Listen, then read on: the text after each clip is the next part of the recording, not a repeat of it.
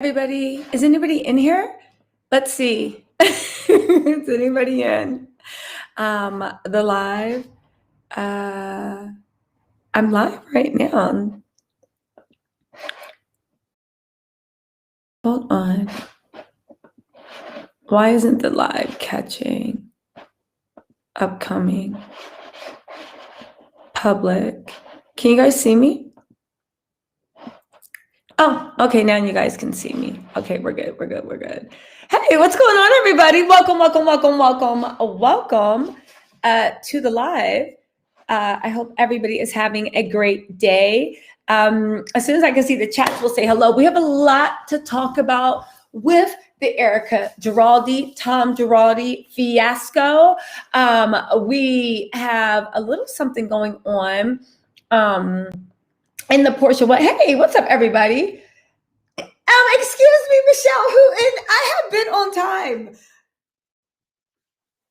We'll just block that out. Hey. I've recalled myself being on time. Hey, B, what's going on? Rita, Moni Boo. Hey, everybody. Hi, D Miller.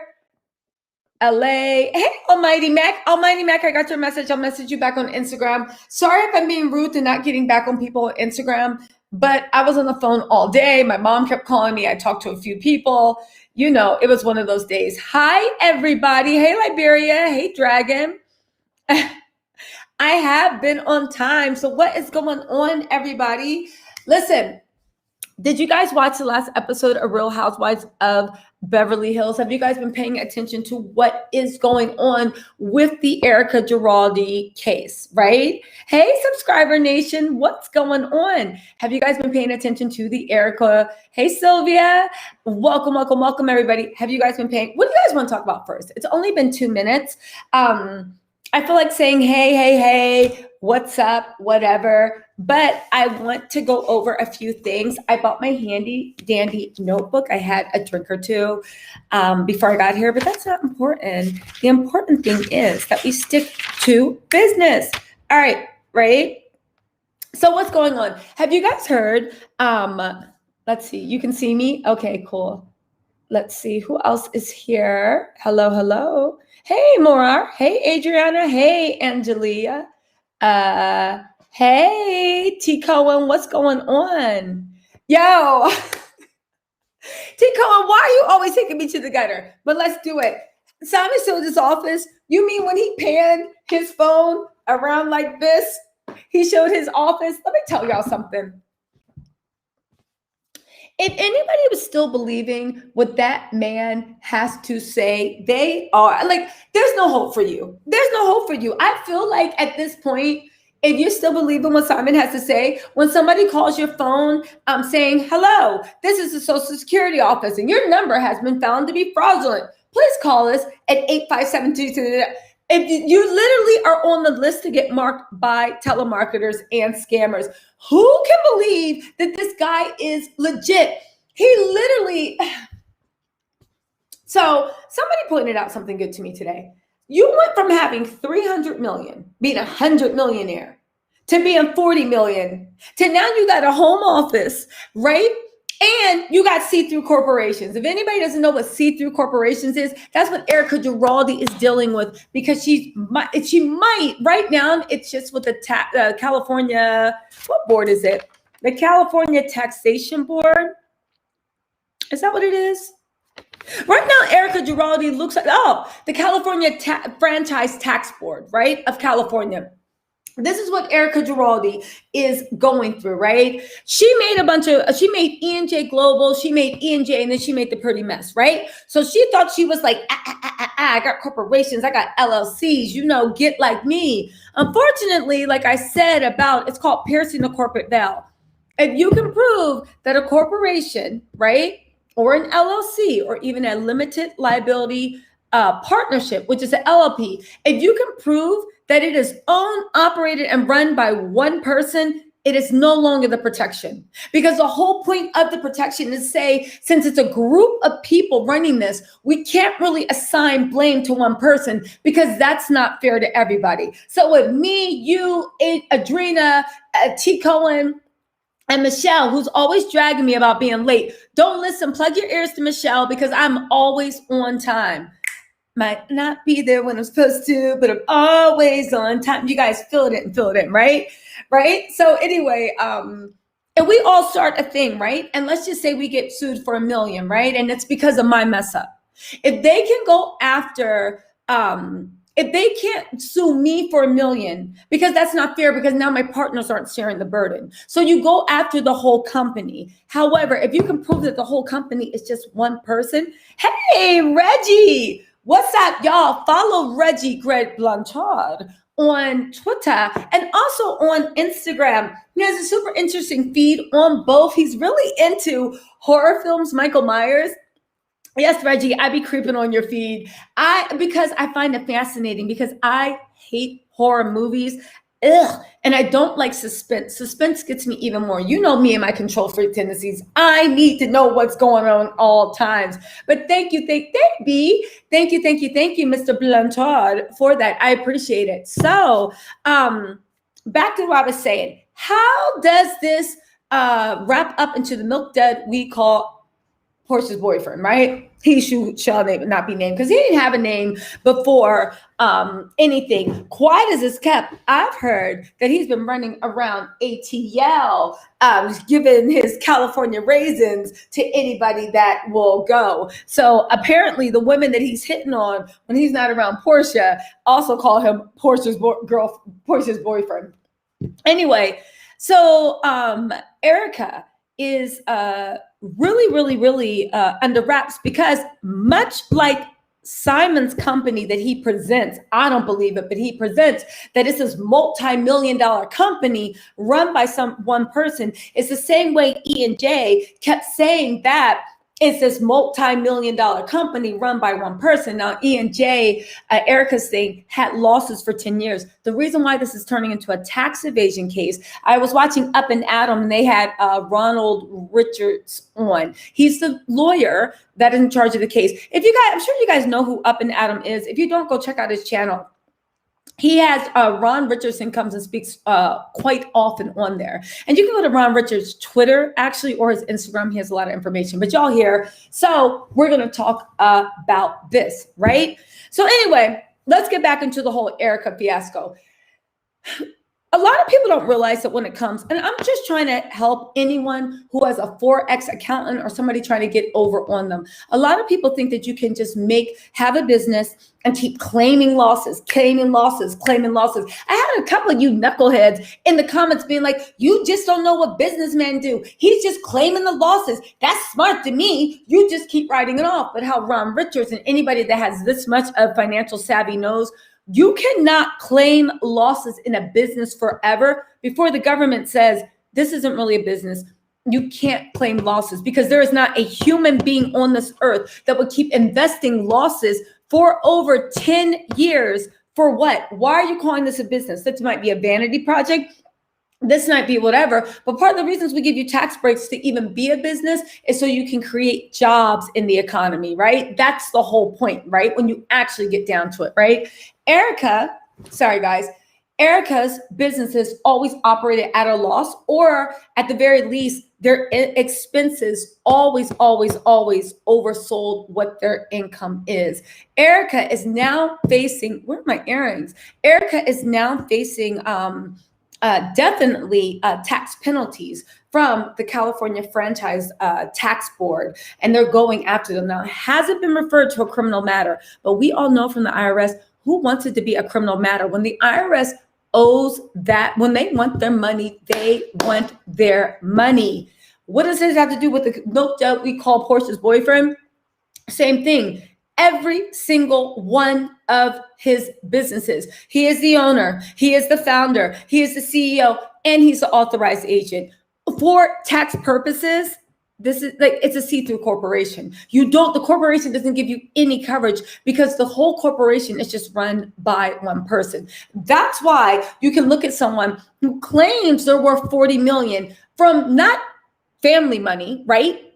not family money, but 40 million that you earned, and you earned it all in the size of a desk space that looks like you're a goddamn Forex trader. I've seen Forex traders' offices that look better than that. And you mean to tell me, y'all, anybody that would believe that crap, you just deserve at this point what you get. Literally, I can't save you anymore. I've done what I can. There's no other lifeboats. Believe what you guys want. Literally. Hey, Kalina, what's going on? Socks Girl said, and he's also the janitor. And he's also the janitor. This is Simon. Hello. Thank you for calling Some Petroleum. Mr. Cambodia, 1 second. Beep, beep, beep, beep, beep, beep, beep. Hello, Simon Cambodia here. Beep, beep, beep, beep, beep. Hello, working on it. Oh, I'm sorry. Hello, this is Simon Cambodia. Can I help you? And then he turned around and he's the janitor. Where did I get this mustache from? Lashes. I'm putting on a one-woman show for y'all. Hello, this is Simon Cambodia. Hello, this is Mr. Cambodia's accountant speaking. Hello. Damn, I just lost my lashes. So anyway, you see what God did, right? You see, right? He's wearing many hats over there. I just lost my lashes. You see, God doesn't like ugly. He was like, you know what? Good luck with no lashes. But lucky for me, I don't learn. You know that old meme, right? People say, God, please show me a sign, but I need a sign, right? God, can you show me a sign? And he shows me one. He makes me lose my lashes. And then I'm like, can you show me another sign? So back to where we were. Hello, Mr. Cambodia. So yeah, that's what's going on with Erica J. Now listen, do you guys watch Alex Salter? He's actually been doing a deep dive into Erica. I'm working on a video about Erica from a different angle. However, the thing that actually sparked my imagination was watching Alex's video. If you guys are into deep dive stuff, and I know you are because you're here, go ahead and support Alex Salter and his channel.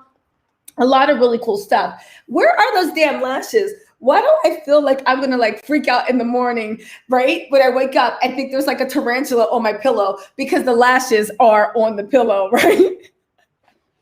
Hey, but thank you so much more. I appreciate that. Yo, why do I honestly feel like I'm going to wake up and the lashes are going to be on my pillow and I'm going to think a tarantula is literally trying to get me, right?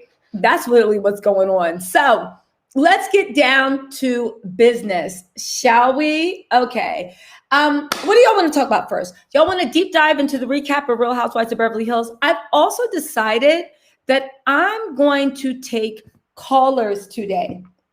I was inspired by Alex Salter. He took callers, and I'm going to take callers today. Let me send a few messages out and see if anybody wants to jump on this live with me. Hold on.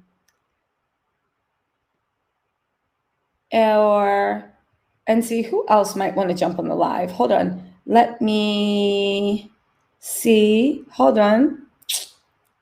Who else? Oh, yeah. No, not her. Where is it? That's weird. Calls. Okay, let's see. Hold on, guys. So what do y'all want to talk about first? Y'all want to talk about Real Housewives of Beverly Hills recap? You want to talk about the mess that Erica and Tom are in? Or do y'all want to talk about what's going on with Porsha's family show? What's everybody? Hey, creatoress, what's going on? You crazy like a fox. I thought Dennis was a janitor and Simon's a Yoda scavenger. No. I never said Dennis was a janitor. And truth be told, Dennis is still like getting it. He's trying to climb up. He has investors and stuff like that. But compared to Simon, Dennis looks like he is firm and he made it. Do you know what I'm saying? Yeah, creators, Alex Salt is fantastic. Who's the mods? Hey, Mystical Pisces. Hey, Kenya. Yes, I lost my mustache. All right. Where are we at? Hey, Amika, what's going on? The last stash. All right. Yes. Okay. So you guys, what do you want to talk about first? Porsha. I see 3 Porshas. Are there anybody else? Oh, thank you, B. Let's see. How do I pin this? I'm going to pin that message. Okay, so I see people that want to talk about Porsha. Does anybody want to, anything else you guys want to talk about? Or you guys want to start with Porsha? Okay, so there's been reports, right? There has been, hold on, guys. Let me just get in on this, my live. How do I get here? Hold on, guys.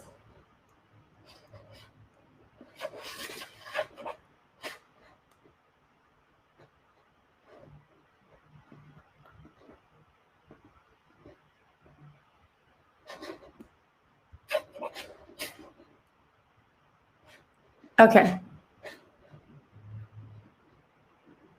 Okay. We got it done. All right, you guys. So what are we talking about? So I have a little juice from Porsha's family show. So I was talking to a few people who are very, very well connected. And it seems like somewhere around a week ago, maybe even as much as a week and a half ago, it looks like Miss Peach Juice Williams is back to her old ways. What does that mean? The whole nucking and bucking. Now, I don't know, right? I don't know if it's going to be shown on the show, but keep your eye out on reports that Porsha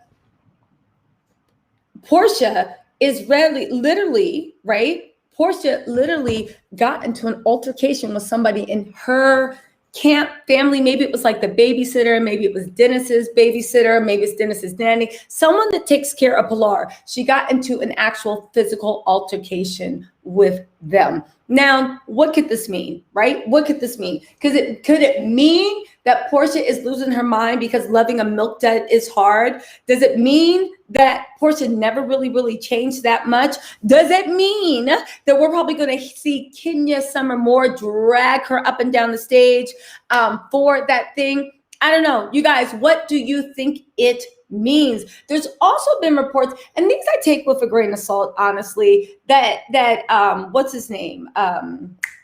Simon has been kind of not stepping out on Porsha, but he doesn't act like he is in a relationship when he is not around Porsha. That was another reason for, if you remember that live that Peter and Milk Dud did, right? Peter and Milk Dud did. He was like, oh, you love your life just like I love my life, right? Because they was out in the street being fresh, doing what milk duds do.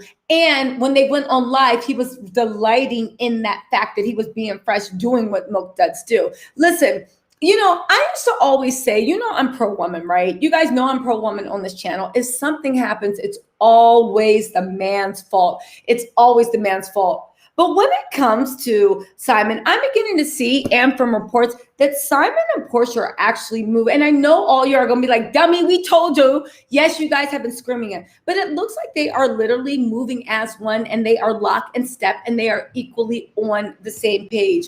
You cannot separate the two. Now, I am waiting for the wedding. I want to find out if it's legal in the state of Georgia for a California raisin to marry a human woman. I want to find out, right? I want to find out. I don't know. But if, in fact, it is legal for a California raisin to marry a human woman, then it looks like we're going to have a nuptial. It looks like we're going to have a nuptial. You guys, what do you actually think is going to happen in the wedding? I used to think that Porsha was going to come down in a white wedding dress, but I now see that she is so stuck on cosplaying the girl from Coming to America, but she's not cosplaying the princess that was bought, that was barking like a dog, even though she is into barking like a dog for her man, becoming what that man wants. I'm beginning to think that she's going to cosplay Prince Akeem when he was working at Whack Arnold's and had to wear that plaid hat and the little vest. Like she's doing, it's like she's cosplaying Coming to America, but she married Prince Hakeem before. If Prince Hakeem, she married Simi. She married Simi. Imagine if Simi moved to America. That is the life he would have. So she's having fun cosplaying Coming to America, right? And, you know, she's wearing like the wraps and the knots. And it's kind of like, listen, I have a lot of limits, but I'm not dating somebody that makes me look worse. I mean, I know you guys look at this and you're just like, look at the material. Who could make you look worse, right? But seriously, I'm not dating somebody that brings out all my funny looking features. But I think, so let's have a little brown. I'm going to take comments in a second. What do y'all think that Porsha is going to wear to her wedding? Do you think she's going to have like a kente cloth wedding dress? I know kente cloth is not from Nigeria, but you see all the other crap that Simon's been giving her. I wouldn't be surprised if he got her some kente cloth or some bantu cloth and put it on her and been like, no, this is what all the queens wear. I feel like Simon's going to custom order her wedding dress from one of those Instagram shops that sell the African two-piece, but he's going to I feel like he's going to buy her dress for one of the shops that sell the African two-pieces on Instagram and get it shipped, or even not even Instagram, because that's too much for him, Alibaba, and get it shipped over, and then be like, my darling, you don't like it? It is custom made. My people, I dropped 3 stones. And like tell her some dumb, because that's the thing when people don't know your culture, it's really easy to gas them up and be like, no, what are you talking about? It's a tradition that I cheat on you. In my culture, from the hills of Alabama, a man or a woman can have 6 brides or husbands. Don't talk to me about my culture. So I feel like Simon's going to be gaming Porsha. He's going to get an Alibaba Express, like, you know, those African two-pieces, but he's going to ask them to make it into custom. And it's going to be like 8 sizes too big, like the Gordon Gartrell shirts. Remember that on the Cosby Show when Denise made Theo a Gordon Gartrell? It's going to fit like a Gordon Gartrell shirt. If y'all don't know what I'm talking about, go Google on YouTube Gordon Gartrell shirt when Denise made Theo a shirt because he was going to go on a date with Justine. Y'all remember? Y'all remember that? Yo, she is not going to wear a tight dress from AliExpress because she is delighting in playing this like matriarchal African princess bride. But it's like, have you ever really been around African women? I'll say one thing. I don't know much about African fabrics. I know that the nice ones are super, super expensive, but whether it is an expensive fabric or a more affordable fabric, they be having that tailoring going in. That's one thing I can say. They got the head wraps. They got that tailoring. They got that regal stare when they're just like, eh. Do you see what I'm saying? They have that shit down pat. So for her to be, did y'all see her? Let me stop talking about people. Tomorrow. Today we feast. So listen, tomorrow I'll stop talking about people. Today we feast, right? When she was in the club with Simon's family, they just met. I guess they're refilming more scenes because their life wasn't interesting enough. So they got to pull family members out the woodwork. And she's literally in that stupid dress with that. I thought it was an unattractive print, but more importantly, the fit. It looked like the dresses my mom wore. And like I saw people's grannies wear when they're cleaning the house or they're in like the wheelchair and she's dancing to A Moment in Life. How the hell were you wearing an $11.99 Amazon Prime maxi flower dress to the club, popping it, smirking, talking about A Moment in Life? I swear how the mighty have fallen. Like, but it makes me think maybe I was the one imagining, because you can't fall that far from grace unless you were never in grace to begin with. You feel me? You feel me? You feel me, right? Listen, the beauty supply store is baking her dress right now. The thing is, she doesn't know it because when Simon gets there, he's going to be like, this is from the hills of Zamunda. You know, my people, he's probably going to put, I wonder can Simon speak?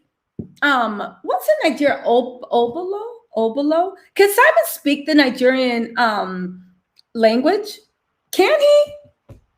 I'm just wondering. It's not that he's like, it's not that she's not dressing sexy anymore, because you can dress more conservative and still have a nice fit, classy, sophisticated, flowing layers. She's not doing that. She's wearing an $11.99 Amazon Prime maxi dress. And I get it, no shade, because I have ordered last minute vacation stuff from Amazon Prime. I actually got this set from Amazon Prime. Don't drag me. And it was cute for the first 3 times. And then I washed it a few times. And now it's just like, right? So I wear it just like the days where I'm just like, I don't care, right? But there have been things from Amazon Prime I got. But Porsha be getting the stuff from Amazon Prime that you get it. You look at her and it's like $11.99 from Amazon Prime, and you look at her and you're like, you could have got that from $1.89 from Shein, right? If you could have waited 10 days, Shein could have got that to you for $1.89. As a matter of fact, they were selling 10 for $5 on Shein. You ain't have to order for Amazon Prime. She makes even the cheap clothes look like what's going on now, right? I have been saying, right? I have been saying, and I guess I was wrong, right? A long time ago, remember when she was like in the hot tub dancing for Simon to the How I Feel, looking like she was like sped up, like, babe, it's how I feel. It's how I feel, babe. It's how I feel. And then Simon was like, oh my goodness. And I just thought of him sitting there with his little arms and legs, sitting over the pool, just swinging. That's probably why she invited Yandy and Shamia, because she kept looking at him and she's like, Jesus Christ, ain't nothing to do in this villa in Mexico except make love and eat. And her stomach was full, and she looked at him over the pool like a gargoyle. Oh my goodness. And she was like, girls, you guys want to come down? No. It's cool. Bring the kids too. Come on. She probably tried to drag Lauren and Pilar just so Pilar could be on the hip. Like, babe, no, don't kiss in front of her. I don't think it's ready. Don't do that, right? That's what was happening, right? So remember when she was like dancing in the pool, like, it's how I feel, like this and that. And Simon's like, oh my goodness, and posted it and whatnot. I think honestly, what's been happening is he's literally just been capping her head up. This is what I think, in her dreams of being an African princess. Remember when she was on the old school Real Housewives of Atlanta? She was like, a lot of people think I'm an African princess. Spoiler alert. That's like how I'm like, a lot of you guys asked me to come on live. Spoiler alert, none of y'all asked me to come on live. But you feel what I'm saying? You feel what I am saying, right? Like, oh yeah, shout out. Did y'all see, have y'all watched Fallon's channel? It's really, really cute. She bought Jalen a truck. That's an amazing baby moon present. Fallon is a boss, like most Taurus women. She will take the lead. She will take the role. Jalen must be doing something right, because I don't even remember her buying Simon a Tootsie Roll.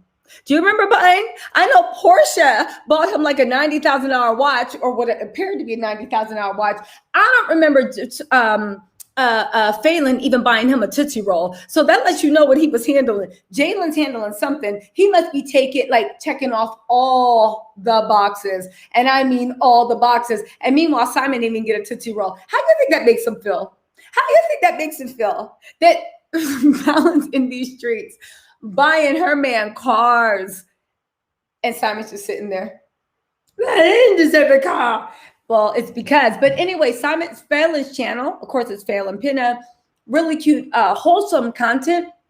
If you're in the family blogs, or you just like, I don't know, they have good energy, right? I watch it every now and then, right? But I did watch the episode where the whole family, after she bought them the car, they literally were all like, pet it and make it when they marry me.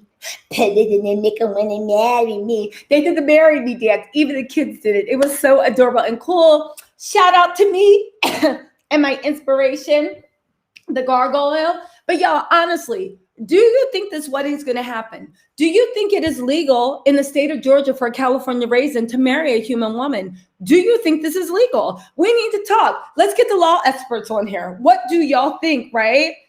Let's see. Who said, but when you have found love, money means nothing. I know they like you. Listen, I agree. When you find love, money does mean nothing. Simon, well, he wouldn't know anything about that. So he better stay doing whatever hustle he's doing out of his Forex trader office. The fact that some people are looking at that Forex trader office and they think that's where these multi-million-dollar deals are being made. Listen, I'm not saying that people that do big things don't have a home office, but they have more than a home office. And you can even tell by the way that office is set up. Don't no business go up there. I don't care. I saw the office. Go over and take a look for yourself. Don't no business happen here. And he's still trying to set up fake accounts. Do you think it hurts his ego that he has like, I don't know how many Instagram followers, because I don't really go on his Instagram, but y'all be sending me pictures, so you know I love being nosy. Fallon has like almost at 300,000. I know for a fact that she has more than Simon, like by maybe double, and she's verified. Do you think that he feels some type of way that the woman he tried to destroy is now doing better than him? And buying people's trucks when he couldn't even get a Tootsie Roll because he didn't know what he was doing about how to treat a woman, how to touch a woman, how to look at a woman. Do you think, right? Listen, but here's the thing, Porsha's now mimicking Fallon doing an IG set, but here's the thing, Fallon's on YouTube getting paid for this. She's literally trying to start a family channel. And forget about starting. She actually is, it's already on its way. It's doing really well, production value, this and that. So she's already doing it, right? Porsha's doing IG series, Papa Porsha, and this and that about giving business advice. I mean, oh, I have an idea. There was once I bought hair for $50,000 and it was a disaster. And it took me a long time to recover from that. And she's doing Bravo chat room. Like, again, I'm not hating on Porsha. Am I? Am I hating on Porsha? Who cares, right? Like I said, I'm going to stop talking about people tomorrow. Tonight we feast. We feast tonight, all right? Listen, we're not going to pit Porsha against Fallon. They're both beautiful women. It really depends what your type is, right? It really depends what your type is. Fallon's aesthetic, and I'm just talking about her aesthetic, like the pictures and the way she promotes herself, right? Fallon's aesthetic is very elegant. Even when she dresses sexy, there's an elegance to it, right? Porsha's right now is very, I don't know, $11.99 maxi dress from Amazon Prime. But you dress to please your man.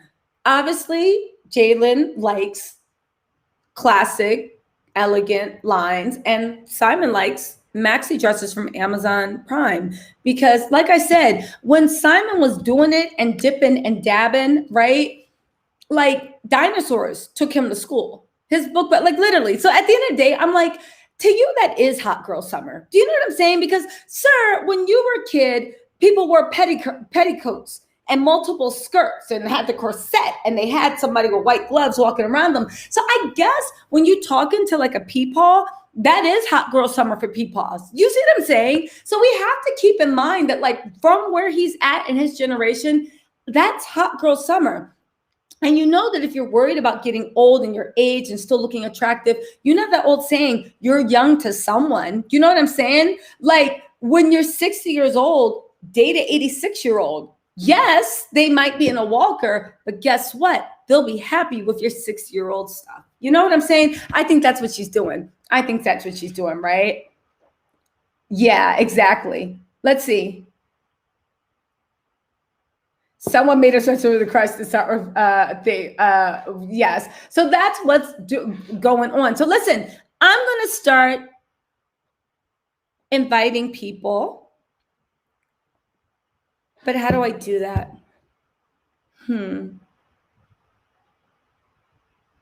How do I do that? Hold on. I'm going to invite somebody. We're going to have a special guest. I think you all know her. Hold on. Let's see. Oh, you know what I can do? I can put this in a notes app. Hold on, guys. I'm going to put this in notes app. Yes, I'm ill prepared and running behind. Don't drag me. Even though I know you guys are. Hold on really quick. I'm just going to send this note to myself. And then I'm going to send it to my guests. Let me airdrop this to myself. Look at me being so technologically advanced. I'm really proud of myself. Okay, I got it. Now we do copy link, and then hold on.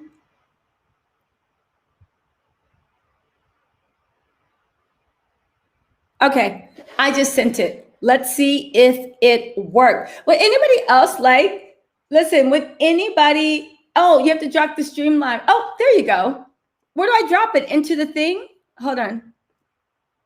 There we go. There we go.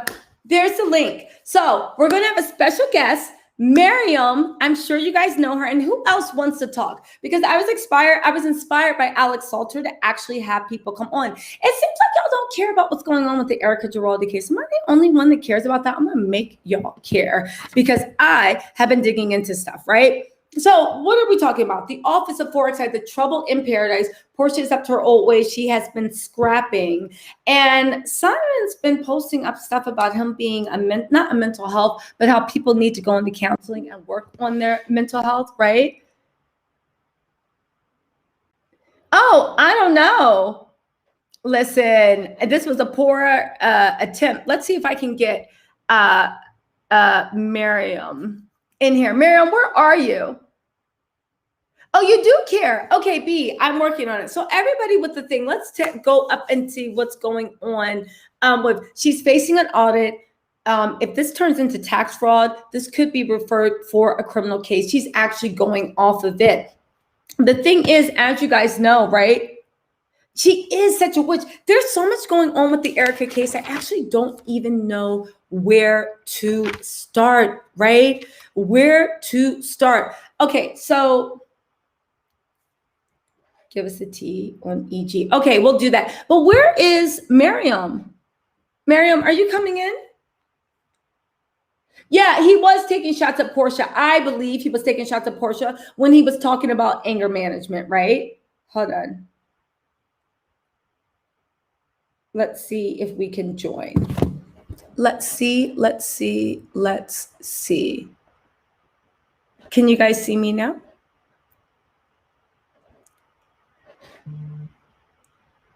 How do I get you front stage? Hold on.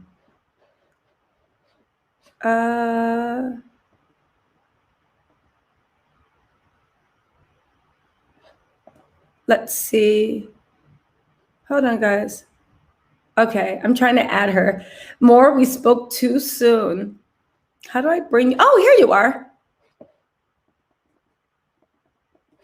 Let's see.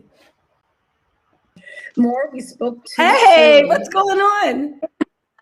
I'm looking, I'm reading to the yellow banner over there. Okay. I'm with you. Okay, so we have a special guest. You guys know Miriam from Kempire Daily, all about the tea. Actually, Miriam's been everywhere, right? Miriam, you can give your own introduction. Follow her on Instagram, by the way. Miriam, make sure you drop your Insta link in the thing so we can, or put it as your header or channel, or like, you know, drop your Insta, whatever it is, right? But you guys know the illustrious Miriam. We were just in the middle of talking about the mess, and we were talking about, we're about to switch topics to the Erica Jane topic. Go. What would you like to talk about with that? Well, yes, I'm a fan of everybody as long as they're nice. Okay. Okay. Why I'm here today. Well, I can talk to you forever. That was such a lively conversation. I wish everybody was listening to us. Hey, Montauk girl. Yeah, for me, hey, everybody that's telling me hi on the chat. I don't know how to make my screen brighter. I have brighter? to. Yeah, because I'm really. You already shine bright like the sun. Come on. Okay, high definition. Let me see. Oh, it improved a little bit, I think. Yeah. Okay, yeah, that's good. That's good. So that people see my hair with Kenya Moore hair care. Your hair looks absolutely gorgeous. Miriam does use Kenya Moore hair care, by the way. I do. Yes. I feel like she's on The Housewife for to draw a narrative. They didn't know it would be under such a scrutiny. They did not. They did not think Ronald Richards existed or would do what he's doing. So it's getting harder and harder for them to gaslight everybody. She's really gaslighting everyone. She's poor her, while still like having the glam squad. And, you know. So let me ask you a thing, because we're going to take actual comments too. What's your take on why Rinna is being so loyal to Erica? There's been a few fan theories, few conspiracy theories, but why do you think she's being so loyal? She is loyal to. She always wants to be the provocative. So she does what you expect her not to do, to friends especially. But here she picked Erica. I feel like there is definitely a financial aspect because she loves money. She's a hustler. She's a self-proclaimed hustler. And the fact that they are sharing a business manager, not a business, not a talent manager. It's not the guy that books you in E! Tonight or Access Hollywood. This is the guy that holds the books. I feel like that's very telling. Well, the guy that holds the books literally is being pulled into the lawsuit right now. They're doing something very interesting where the bankruptcy judge is usually when you're subpoenaed because you have something to do with the case, right?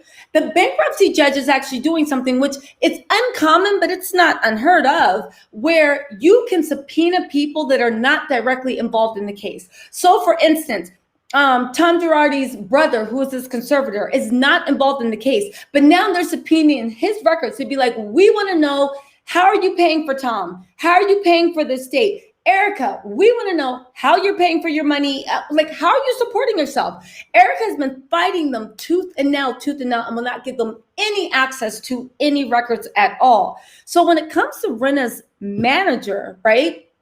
Rinna's manager actually helped Erica set up her last shell company. The last shell company was set up in 2021.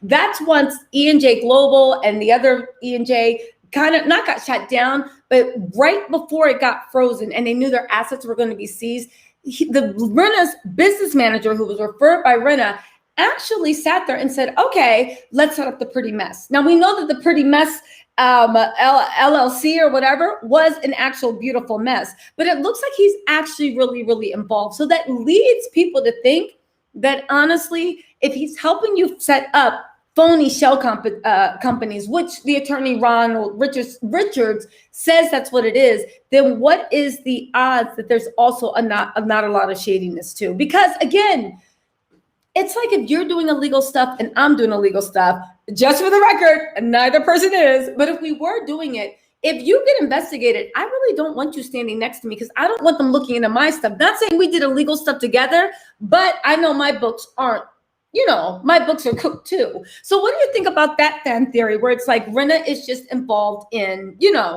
shady dealings? I feel like she is because they hammered, they investigated, they ate Denise alive because of a threesome, which is not a crime.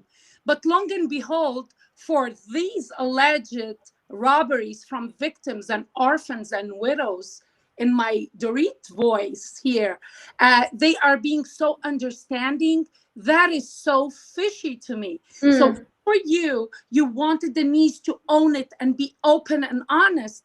Why aren't you asking the same from Erica? And this justification that she gave because, she learned from the way people criticize her towards Denise, so now she's being just a supportive friend. No, girl, read the room. These are crimes. A threesome is not a crime, especially if her husband is involved. So she's not even committing adultery. So for me, this is where everything becomes so fishy. And knowing Lisa and the way she turns on people just to stay relevant, I feel like she has something to gain in it. And, even if she doesn't, she better watch herself out because maybe her books are cooked, but not related to Erica, because there are so many crimes that are brought to light just as a collateral investigation. So why put your lips, your inflated lips? Well, why do you think Kyle's so loyal? Well, and Kyle, I think there are assets. There is like the potential selling of Pasadena house, which we know Mauricio is an agent. Yes. There's a lot of money to gain. There is, for me, the most... Wait, so Mauricio's the agent on the selling of the Pasadena house? I don't know, but... I don't think so, because when the house is going to be sold, the bankruptcy, if it's sold, the bankruptcy trustees are going to be the ones to pick out. Most likely, it's usually put on auction, and if that doesn't work, then they give it to a real estate person. This is now, not when they were filming. Remember?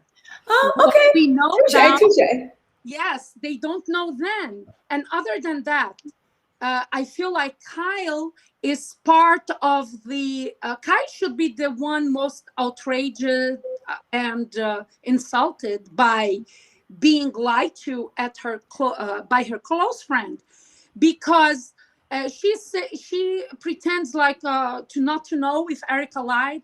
If Erica is telling the truth now, it means she has been lying to you for 10 years. So she is a self-proclaimed liar, even if she's telling the truth now, which, you know what, maybe, yes, she didn't know, but she was not curious to know. But I think she knew. I think as long as the money was coming in, she didn't really use her smarts. And there is a scene when they were in La Quinta. I felt like this is when Kyle gave away that she's part of. It was, remember when she mentioned that she has a home there that she's never visited? And then they wanted to dig if it was sold or not. And then Kyle tried to Google it. Kyle, you're married to the owner of the agency in Beverly Hills.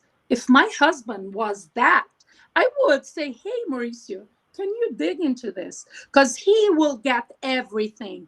You know, the detail. Do you think that Kyle really just didn't believe her, or she was trying to embarrass her? It's like when Kyle had the conversation with her and she said, and Erica got caught in a lie. Dear Dana's waiting. We're going to let you in 1 second, Dana.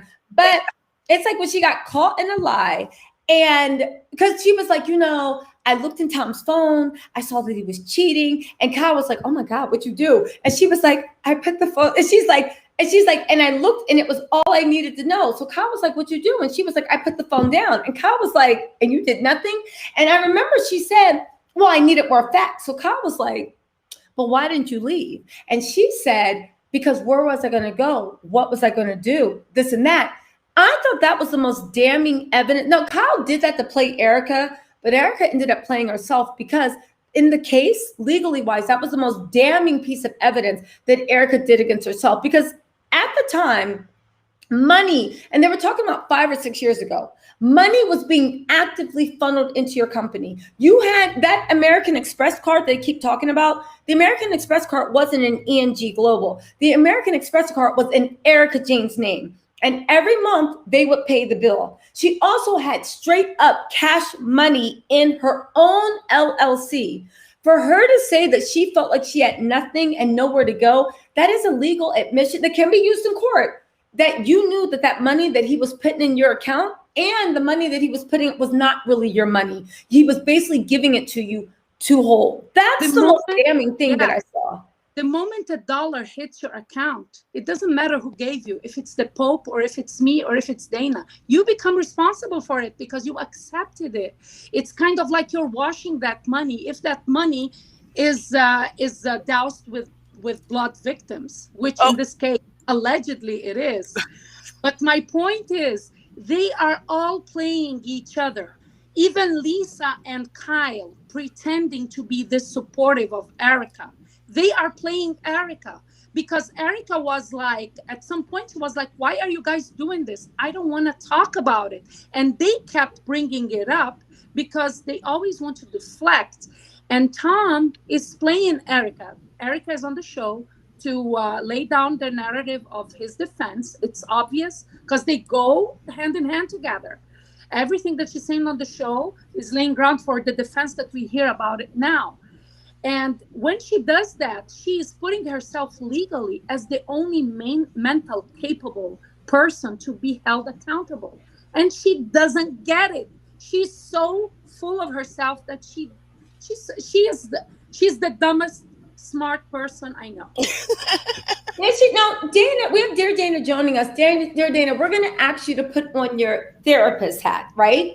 Okay. Give us a little insight into Erica's anger. If anybody watched my review, Erica's anger at the table. To me, it felt like she was bullying and she was just trying to run everybody and flex her muscle, almost like a crime, a mobster's, the head mobster's girlfriend who just got arrested, right? She's still trying to make sure the family's loyal. She has to flex and show first, so she's making threats, she's making demands, she's alternately crying. To me, She literally went through like the 8 stages of manipulation, right? First Right. sweet, then boisterous, then crying, then threatening, then back to crying. It was just like, girl, stop. Like, we don't believe you, right? Because she felt like she was losing control. What was your opinion at that table, what she was actually doing? You know? Well, initially, if she could get them to be empathetic toward her and grill them in that way, then it's, oh, we feel sorry for you. We're here for you, girl, right? Yes. Then that started not working, because here comes Sutton. Sutton was using her brain and asking questions, and it was like, oh shit. Yeah. They're gonna ask me appropriate questions. The empathy and the sorrow and the grief, it wasn't working. Okay. So when Sutton started asking questions and Erica started having to answer, and Sutton's not going to back down. Garcelle sure is not going to back down. Yes, Jackie is. But go on. Yay! I love Garcelle. I love Yes. that Sutton wasn't going to back down, and of course the other girls, they start tucking their tails, right? Well, Dorit came out swinging though. Dorit, I swear to God, I was watching the show like this when Dorit was like, "No, hold on, Erica." I literally was like literally, she shocked me the way she came out. And I thought what Dorit did was an amazingly brilliant piece of emotional psychological warfare. Erica is a Cancer, and Cancers are super emotionally intelligent. But Dorit is also a Cancer, and she was able to do this dance where she would not step into Erica's trap of, you don't care about me. The way she said, Erica, I love you, and I will always be here for you. But the wives and widows like, Erica, no. Erica, I love you, blah, blah, blah, blah. But somebody has to answer to this. She kept pulling the rug out for Erica so Erica couldn't stand up straight and actually throw her sucker punches. And that's when Erica went to the nuclear option where she said, Dorit, look at me. And I said, wow, 2 Cancers locked in a battle to the death. Didn't she ask her, how are you doing this? As if there was an agreement not to do it, and she's doing it. I'm telling you, okay. Snakes start attacking each other. All this alliance of the Fox 5 that they had, it was never genuine. They felt like they always wanted to knock LVP down, always. So they knocked her down. Now Kyle is trying to be the queen, and trying to be the queen, she goes, let me bring Kathy. So Kathy is making Kyle a little bit likable sometimes. But then when they do this, they are totally playing Erica. They are pretending to be 100% on her camp, but they keep fueling this subject to be the topic of discussion without questioning her. They're not doing to her what they did to Denise.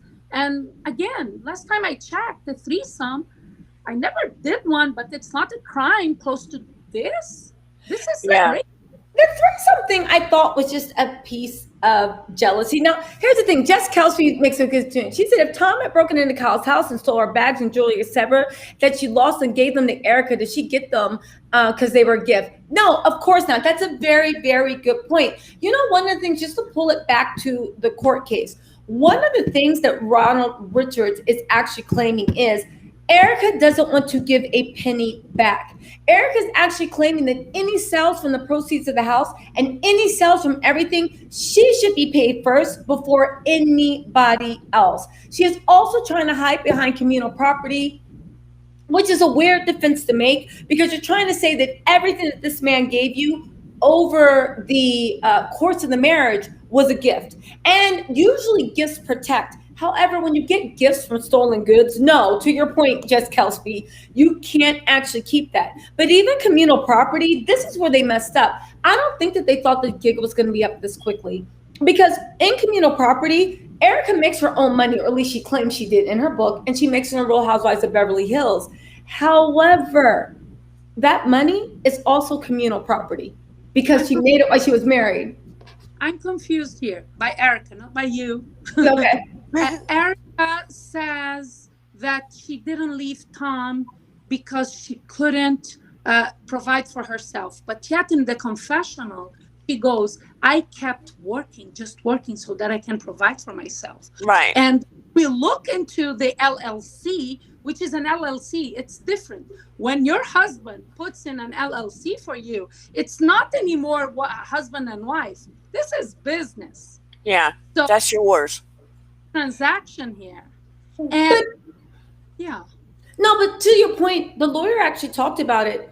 That LLC defense won't hold up. You're right. It is now a separate entity. However, he's arguing that the LLC is a sham LLC. And if you can prove it's a sham and she meets all the preponderance of evidence, one owner, no income, no real business activity, because making losses for 10 years in a row, they don't consider business activity. You're the sole person and there's nobody other employees.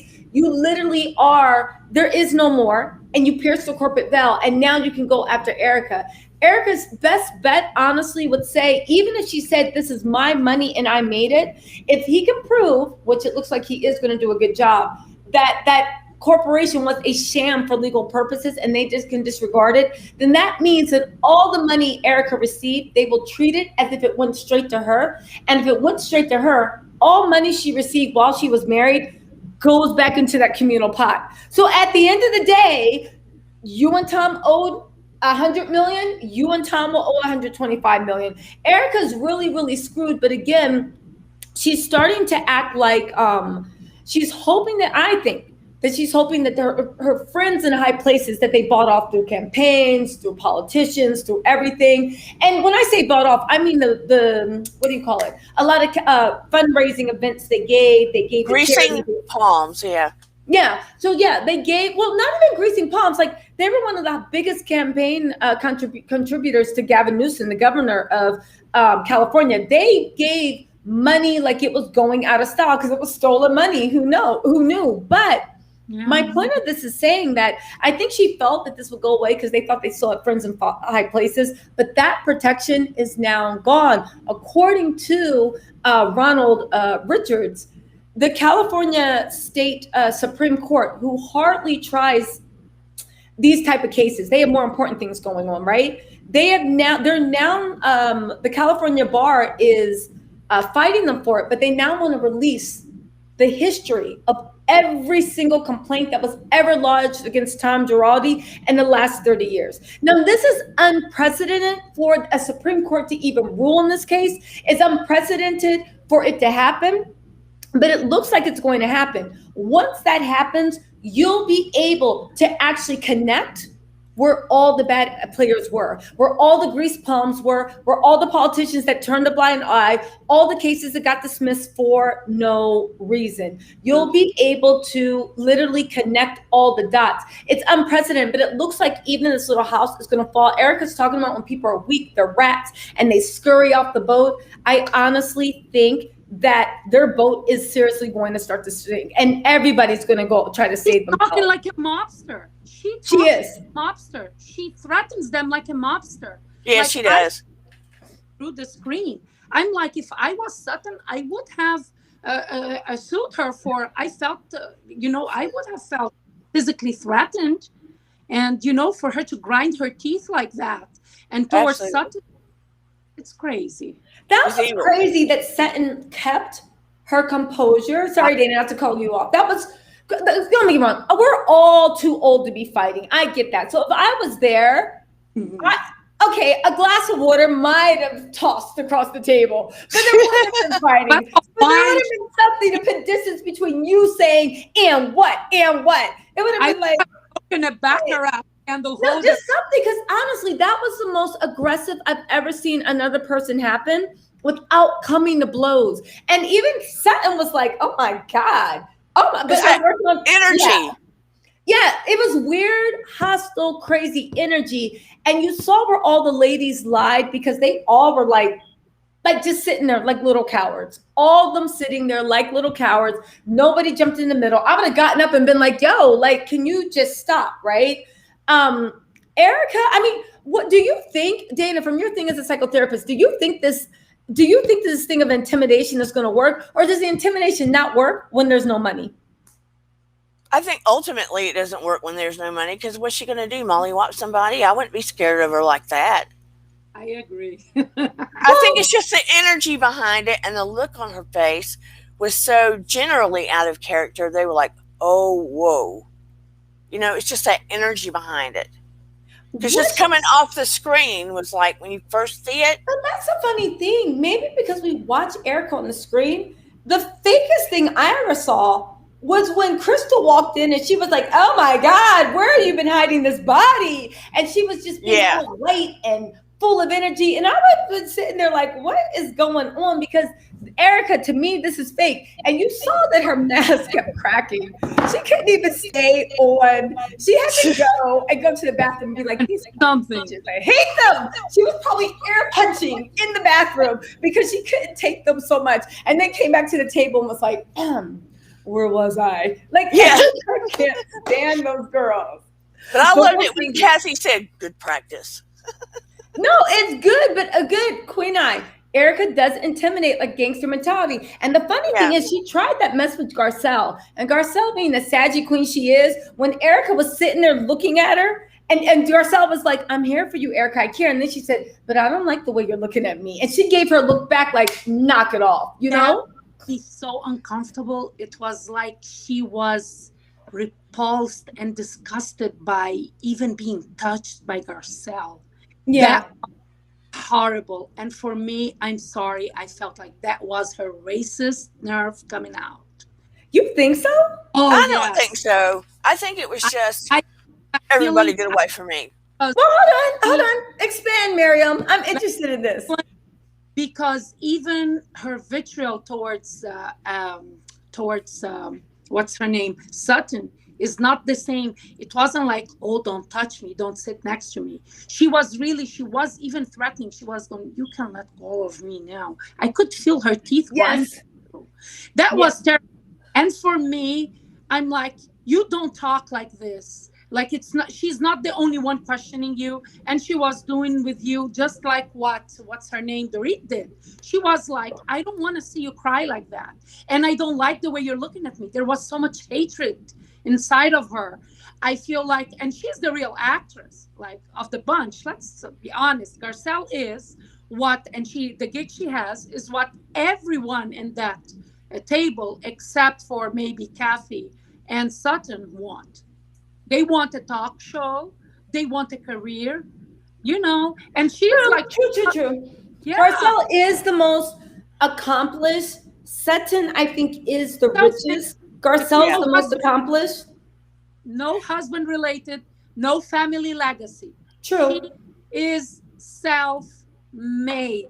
And to be self-made in Hollywood, being a woman of color, it takes 3,000 times the effort. It does, to be able, because I realized in that review, a lot of you guys pointed out in the review I did that with Garcelle, I was like, how come Garcelle didn't say more? But you guys all had a good point when you're like, Garcelle knows how to move in those rooms. She knows that it's a different level, it's a different thing. And Garcelle is like smarter than all of them because she's doing just enough to rep her set, but not enough that it can come back. Because that was skillful when she said, "Well, I don't know, isn't it human nature?" I said, I have to use it next time, right? "Well, I don't know, isn't it human nature to tell somebody to go to hell?" The way she said it in a casual thing, like, isn't human nature to want to protect yourself, Erica? Right? So she asked these very benign out the thing, and Erica was like, no, it's not human nature. Mara Candle, I'm interested to know, right? Why do you think it's 1,000% racist? Not to turn this into race, but to Miriam, I didn't see. But looking back, it could have been, but I didn't see at first the way she was like, "Don't touch me." But yeah, when Garcelle tried to touch her, she literally did knock her hand away. And even with Sutton, it was a different type of energy. So, I thought it. Sorry. Go ahead. No, I thought it may, but earlier, Garcelle was the one that let it slip that she'd been talking to Tom. So that already had her rattled. And that, I don't know, she thought maybe that Garcelle was continually trying to poke the bear. And then Garcelle said, if Tom did do these things, F Tom. To the victims and she brought up the victims and the widows. But that was misdirected anger because it was the producers who cued Garcelle into say that. And to be honest, but do we know that? Well, no. I actually think that we do know. The same way I think the producers told Sutton to go in there and talk to her about what happened. I'm pretty sure because Garcelle, I think that's why Garcelle was like, don't blame this on me, right? And the way it's kind of like they keep trying to pin it. And Garcelle's like, I'm not taking blame for this. And then also remember they reported that Erica cursed out one of the producers really, really dirty after that. So I do think the producers were like, Garcelle, go and ask her, right? We know producers said that. But I'm saying about the victims and widows, Garcelle brought up her sister. Yeah. Oh, okay. Garcelle's the one that made her admit that the focus should be victims and widows. And that was the only time she mentioned them. And for me, like a purely non-empath, begging people to be empathetic that she's leasing the most expensive kind of Range Rover. Come on, give me a freaking break. Ignorance, it's either ignorance or it isn't. She can't hide sometimes. She's ignorant and poor and abused when it suits her. When she is abusing all the women, she is. And now she's saying, oh, the whole season is on her back. No, the whole season is on the back of the victims. Let me tell you something. All thought you had real money. Erica has delusions of grandeur. She has delusions of grandeur. I don't know what it is. I honestly don't know her legal strategy, but honestly, always had them. I've read the court papers. She feels herself supreme. But she was telling you there comes to my mind. She really feels like she's above the fray. Even when she connected with Sutton, she always used to refer to small town Georgia as something of pride. And, I don't know, knowing who she is right now, I cannot but interpret the way she treated Garcelle. Because what Garcelle said, she didn't even mention it was such a little thing. Like Tom calls her. She didn't say that engaging with him or anything, but she gave herself away. But Erica already knew that article was about to be printed, because I do know from journal ethics, especially with the LA Times, they have to contact you first for a comment before they can run it. Now you can say no comment, you can curse them out, but all they have to put is, we contacted her and she said no comment. So she knew that was coming out. I think Garcelle she thought she was talking about a divorce. She did not know she was talking about somebody that was trying to cover up being an international jewel thief. It's like, what? She didn't know, right? So it's like, I get that, but like, where do you think alliances are going to shift? I do think that Kyle, because Erica tweeted something very, very interesting. I was on All About the Tea, and sorry, not All About the Tea, Just True Tea, right? Let me make sure I'm getting her Insta handle right. I was on I don't know why I can't remember it. I'm on it like 18 hours a day, but she was on All True Tea. Yeah, I was right. I was on All True Tea, right? I was on All True Tea, and Erica was tweeting. She was answering people, and people are like, oh, Kyle's being disloyal to you, this and that. Erica was like, yeah, just wait. This isn't over. So she's implying that as the season goes on, she's going to rip Kyle apart. She's going to rip and basically smack all her dogs. Y'all, what do you think about Crystal's? No, literally, what do you guys think about Crystal's disappointing performance when Erica basically patted her on the head and Crystal lit up like a Christmas tree? And let me know what projection's a hell of a thing, right? I'll tell you what, certain people are projectors. I hate when people say, oh, you're projecting, right? Because I know a few people that are projectors, right? They project their feelings, they project their thoughts, they project their beliefs, but they're often the same people that respond well to reverse psychology. Crystal's disgust. And I know she got with Sutton about, oh, don't tell me you're not one of those people saying, I don't see color, right? So they got into that. But then when Crystal freaked out when Sutton accidentally walked in her room and Crystal was like, I feel violated. And I was like, girl, like, this is too much, right? And Kathy backed her up. Crystal and Kathy are really, really tighter than her and Kyle, right? Yes. But to the point of Crystal, I think, sees Sutton and she sees an awkwardness. And I know Crystal is Rob Meekino's wife, But I also know in circles like that, being any minority. And when I say any minority, I mean like not even like they would look at Miriam and be like, no, Miriam is a minority because Miriam's Lebanese. Like if you are not like white, bright, like from Georgia, right?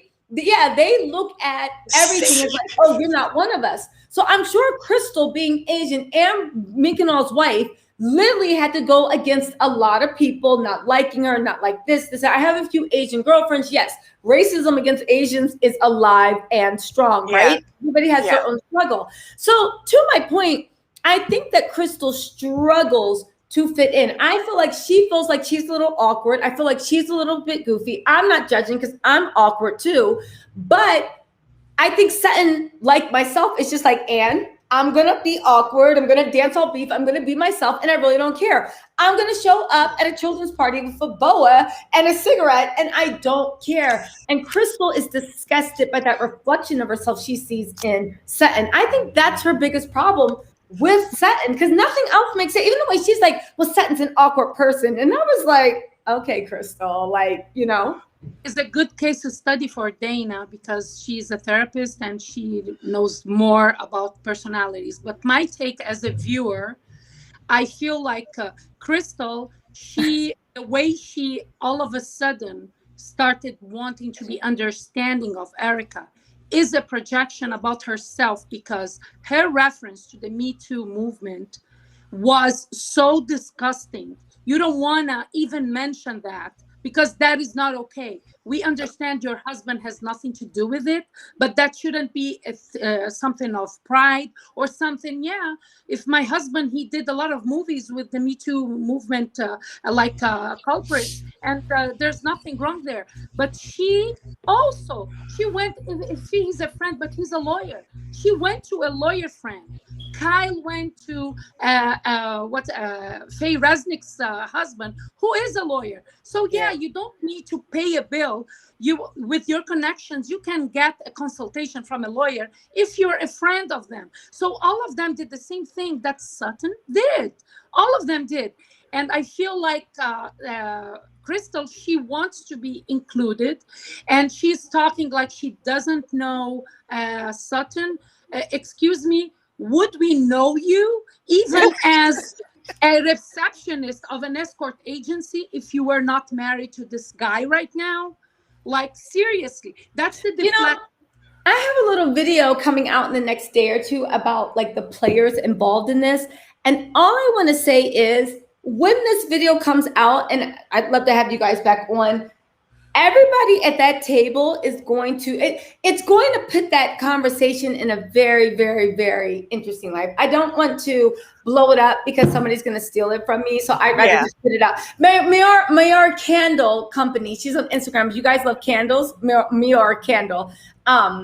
She makes great stuff, home scents, whatnot. But we were literally talking about this as creators, where sometimes you put something out and you tell somebody about an idea and then they take it from you, right? And she's like, yeah, that sucks. And she's like, I usually just do it and then I just let them copy it. So Mara, I'm doing this for you. I'm not going to say what the thing is, but the video should be coming out in the next day or two. But keep going, Miriam, because I find what you're saying super, super, super interesting. And it's very, very relevant to what the video is about, you know? Well, yeah, I think she is really like Crystal. She's really, she sees a lot of herself in what Erica is doing now, because she wants to deflect that. Oh, what if, like, that's the dark stain in her husband's portfolio, that he had such close business relationships with the people who are found guilty in the Me Too movement. So this is a way of like even making her husband look innocent.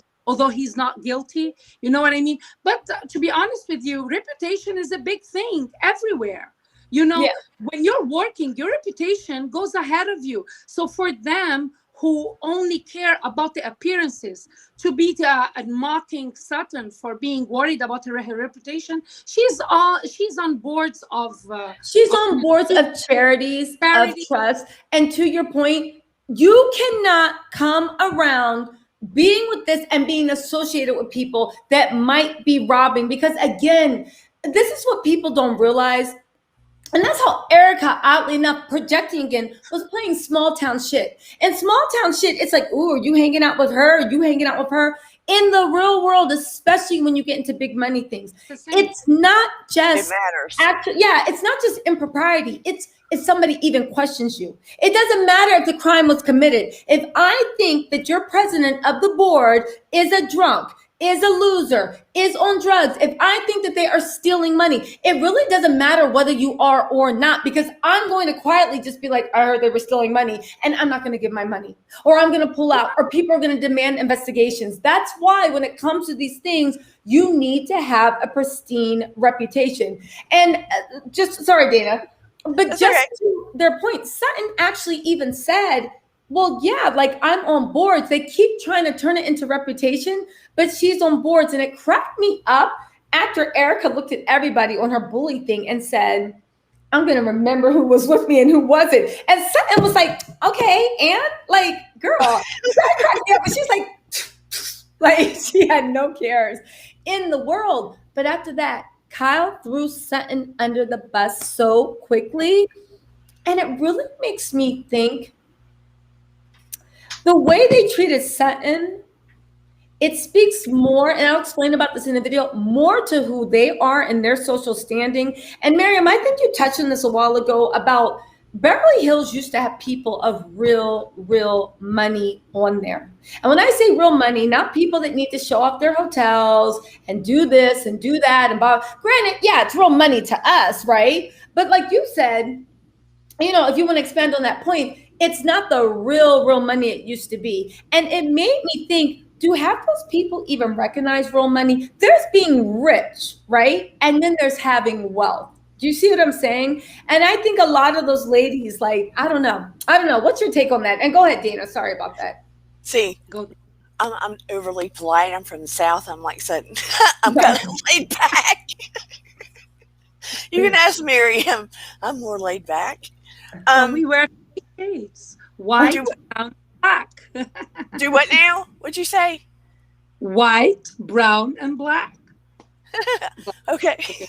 Okay. No, like we're three shades, but we connect on so many things. We do. But now you got me confused. Yes, we have a multicultural task force. We have Lebanon, we have Georgia, and we have America. I am a steel magnolia. Yes, right? Anyway. Creators, I agree with you. Sutton is more than, it's old money versus new money. And it seems like the Real Housewives of Beverly Hills now, it's awash with new money. But it sickened me, and I haven't seen that since high school. Yeah. Literally, with people being like just the condescending, the sneers, and how easily Crystal fell. I mean, I didn't expect it. Listen, Kathy Hilton keeps doing this nice girl act. I find it amusing, but she's not fooling me. Paris told us who her mommy was, right? Yeah. Erica, I never expected better from her, but it shocked me how easily Crystal fell into the judgy, condescending, mean girl. But here's the thing. Crystal is the new girl, and here Erica is the Bulldog gang member, right? So now she's gravitated toward Erica because she's the meanest girl on the block. So she feels protected by Erica in some kind of backdoor way. And you think Erica, so? Yeah, because Erica's the main storyline. Crystal wants to come back. That's all what it's based on right now. Crystal wants to come back. Huh. So she's sort of gravitating. Being nice with Erica is really because it was so left field, she mentioning the Me Too movement. I think she was dying to do that because maybe in her conversation with her husband, he said, so I was with those people. Does it mean I'm guilty? So she was dying to make that analogy, which really fell. Yeah, I completely agree with you, because it was just like, would you like some caviar pie? Well, he was accusing the Me Too movement, and we're fine. Yeah, she came on the show just to say it. Yeah, I agree with that, because I was just like, when what? This was another moment, but Karen Huger is more amusing. But that Crystal is scared to pieces of Erica. Deep down she is. And just to give a quick summary, Tom Girardi even got on the map because of Aaron Brockovich. It wasn't because he was some big hero. Aaron Brockovich was the real hero. She just happened to meander into his office. So she puts him on the map. He starts getting all these clients, making us money, and then he falls into, ooh, baby, let me start taking money from here and there and laundering. And then he falls into, in my opinion only, smurfing money and taking from Peter to steal from Paul, to pay Paul, whatever. And he's done it for so many years and gotten by with it. And like Miriam has also said. And so Erica thinks he's just going to get by with it forever and it's going to be smooth sailing. And he's learned how to invest it in paintings and give it to her instead of jewelry and money, invest it in all these big things. But here's the thing. Do you think that she actually knew? See, Miriam had an interesting theory, and I agree with her. Yes. I think that he said the gig is up, right? Yes, 100%. I don't know if she actually knew that, like, all that money was illegal. Because honestly, listen, I've had boyfriends shower me with gifts. If things look like they matched, who am I kidding? You know I did a background check on them. But my whole point is, like, who am I kidding, right? No, but all jokes aside, if somebody knew, I knew they were even, like, the one person trust fund kid. If I knew where the money was coming from, it's like, okay, it's not like he was working at McDonald's and then, like, dropping off, like, whatever, right? Dated somebody who's very successful in business. Okay, this and that. True, they could have been getting their money from illegal sources, but I'm not going to turn down the Gucci bag. I'm not going to turn down my car. I'm not going to turn down the vacation. It's just like, thank you. This looks good on me. You know, intuitively, because I'm very strong there. Okay.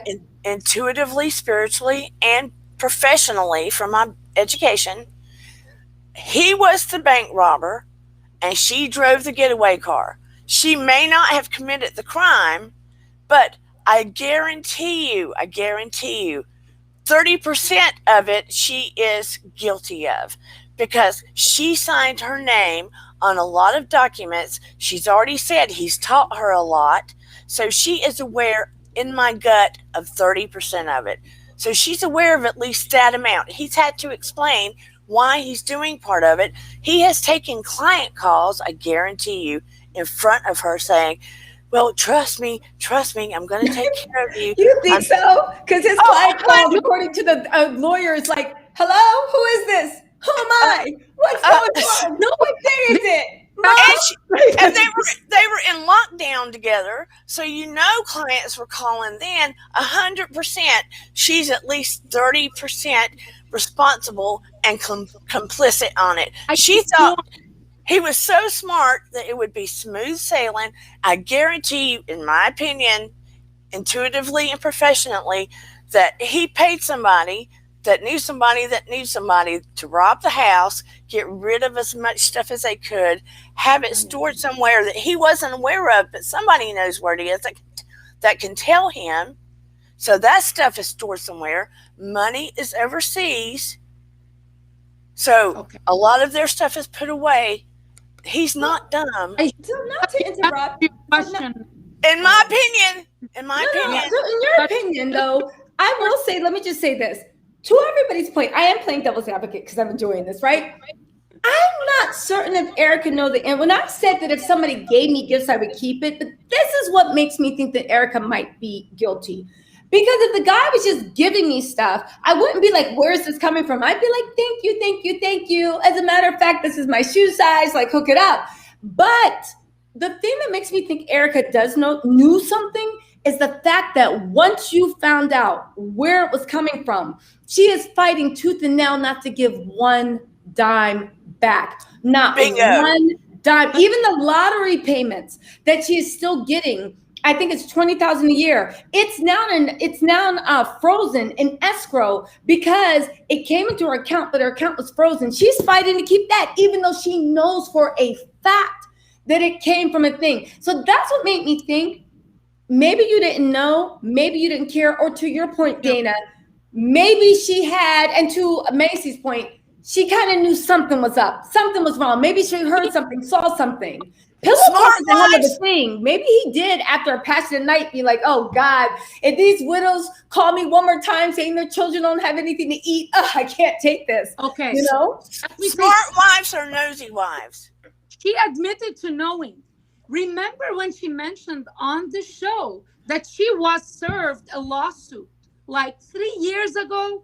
Why did she use 3 years ago? To coincide with the 3 years date of his accident. Which affected his reasoning and made him from a hero to a mobster. Well, according to the Pasadena police, which is what Sutton was saying, it never happened.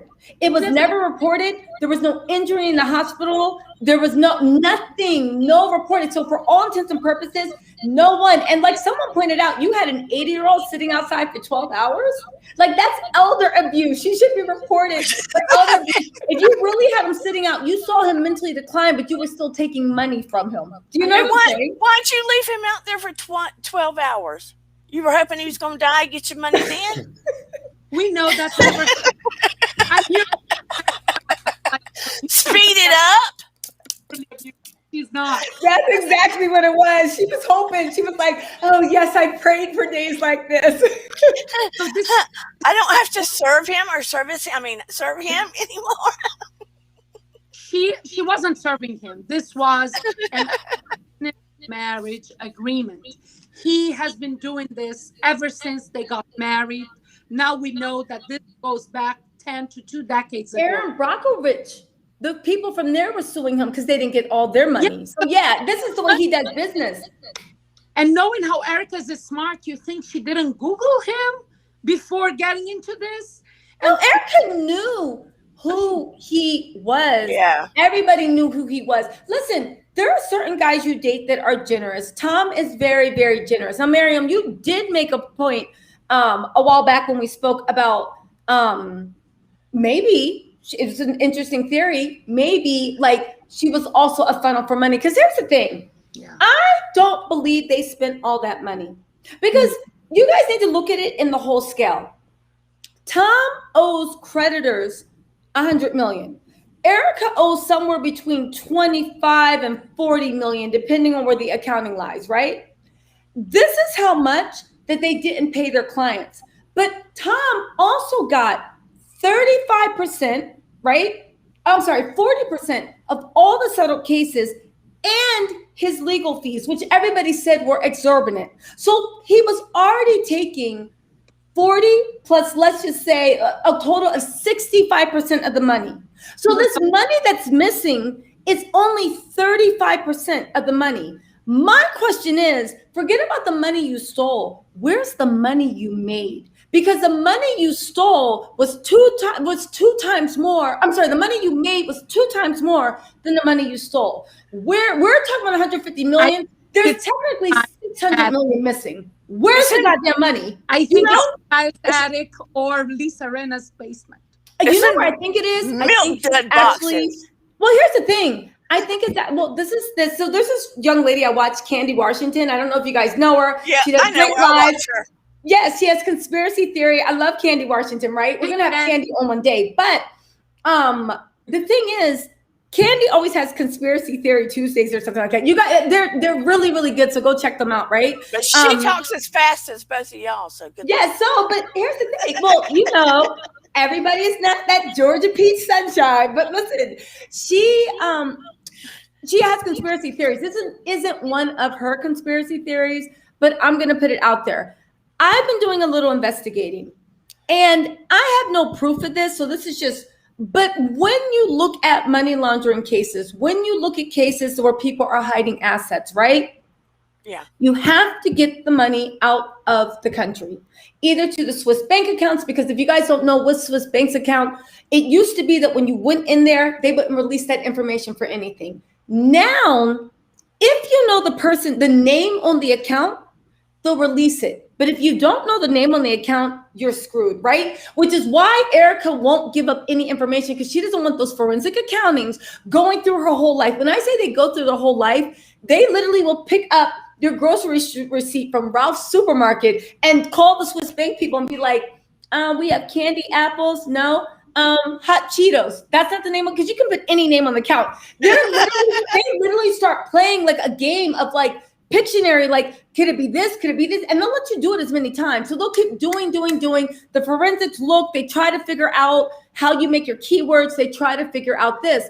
Now, so that's why they want to go, because there might be a clue about what the bank account's either number or name is, and then they can get that open. But you still have to think, but how do you get the money out of the country? A lot of people that have been involved in money laundering, organized crime, or more importantly, embezzlement, the one thing you do, right, is to get money sent, right, to an account, and then you cash out with a bank check, right? Because if you do a money transfer from account to account, they'll easily track that. So what you do is get a bank check, and usually with those bank checks, they only let you withdraw a certain amount each day. I mean, it might be a few million or whatnot, but even that has to be signed off. So whatever that amount is, they keep it lower. So let's just say Erica has 20 million. She might take out 250 in a bank check here, 250 in a bank check here, this and that, right? And then after 6 months of collecting maybe 250 each day, you have to get those bank checks out of the country. What's the easiest way to do that? Put it under the carpet of their chartered planes. Exactly. It's funny. If I was forensics, I would look at every place Erica's done a show. I would look at every place that private jet has flown. And I would also see, is there any security footage of her entering any banks that actually specialize in this? Again, that private jet is the perfect way, because don't forget, when you go through customs, they ask you to declare, are you carrying any blah, blah, blah, blah, blah, blah, blah? So you can't go first class. But when you have a private jet, for anybody that's knows about private, you know, when you fly private, they meet you on the tarmac. They don't x-ray any of your stuff. A dog comes around and sniffs for drugs, of course, right? They sniff for guns, but then they collect everybody's passport while you're sitting there still drinking your soda or champagne. They go and customs checks you in by your passports, and then they come back and they pass you your passports, and then you're free to go. The only thing they care about is if you are, of course, sex trafficking or carrying narcotics or carrying weapons. After that, they do not do anything, and your luggage is not x-ray, it's just sniffed. The private plane to everybody might seem wasteful, but private planes, when you are money laundering, do serve an important purpose. Yeah. If I was an investigator, I would look at every place she's gone and see what bank, because only certain banks specializes in making transfers to those type of accounts, and see if the security footage shows. That's what I would do. You know, I bet Tom left the country more than she did, though. What's that? I bet Tom left the country more than she did. Oh, yeah. I don't know. Because Tom would be a red flag.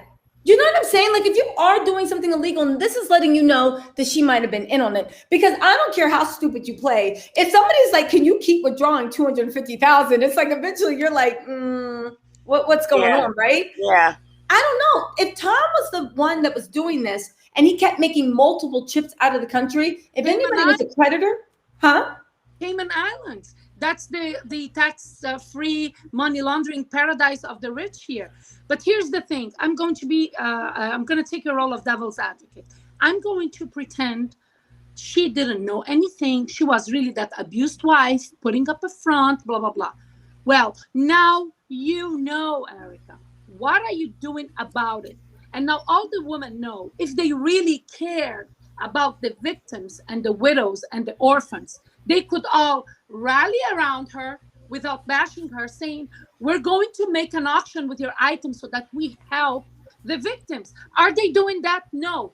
And especially Erica, she's fighting not to give up a dime. Yeah. She wants to be communal property in the assets, but not communal property in the lending part, which if you're married, if he owes 100,000, you're liable for 50. And if he has dementia, then you are liable for everything. So I am telling you, this is all like a group of snakes.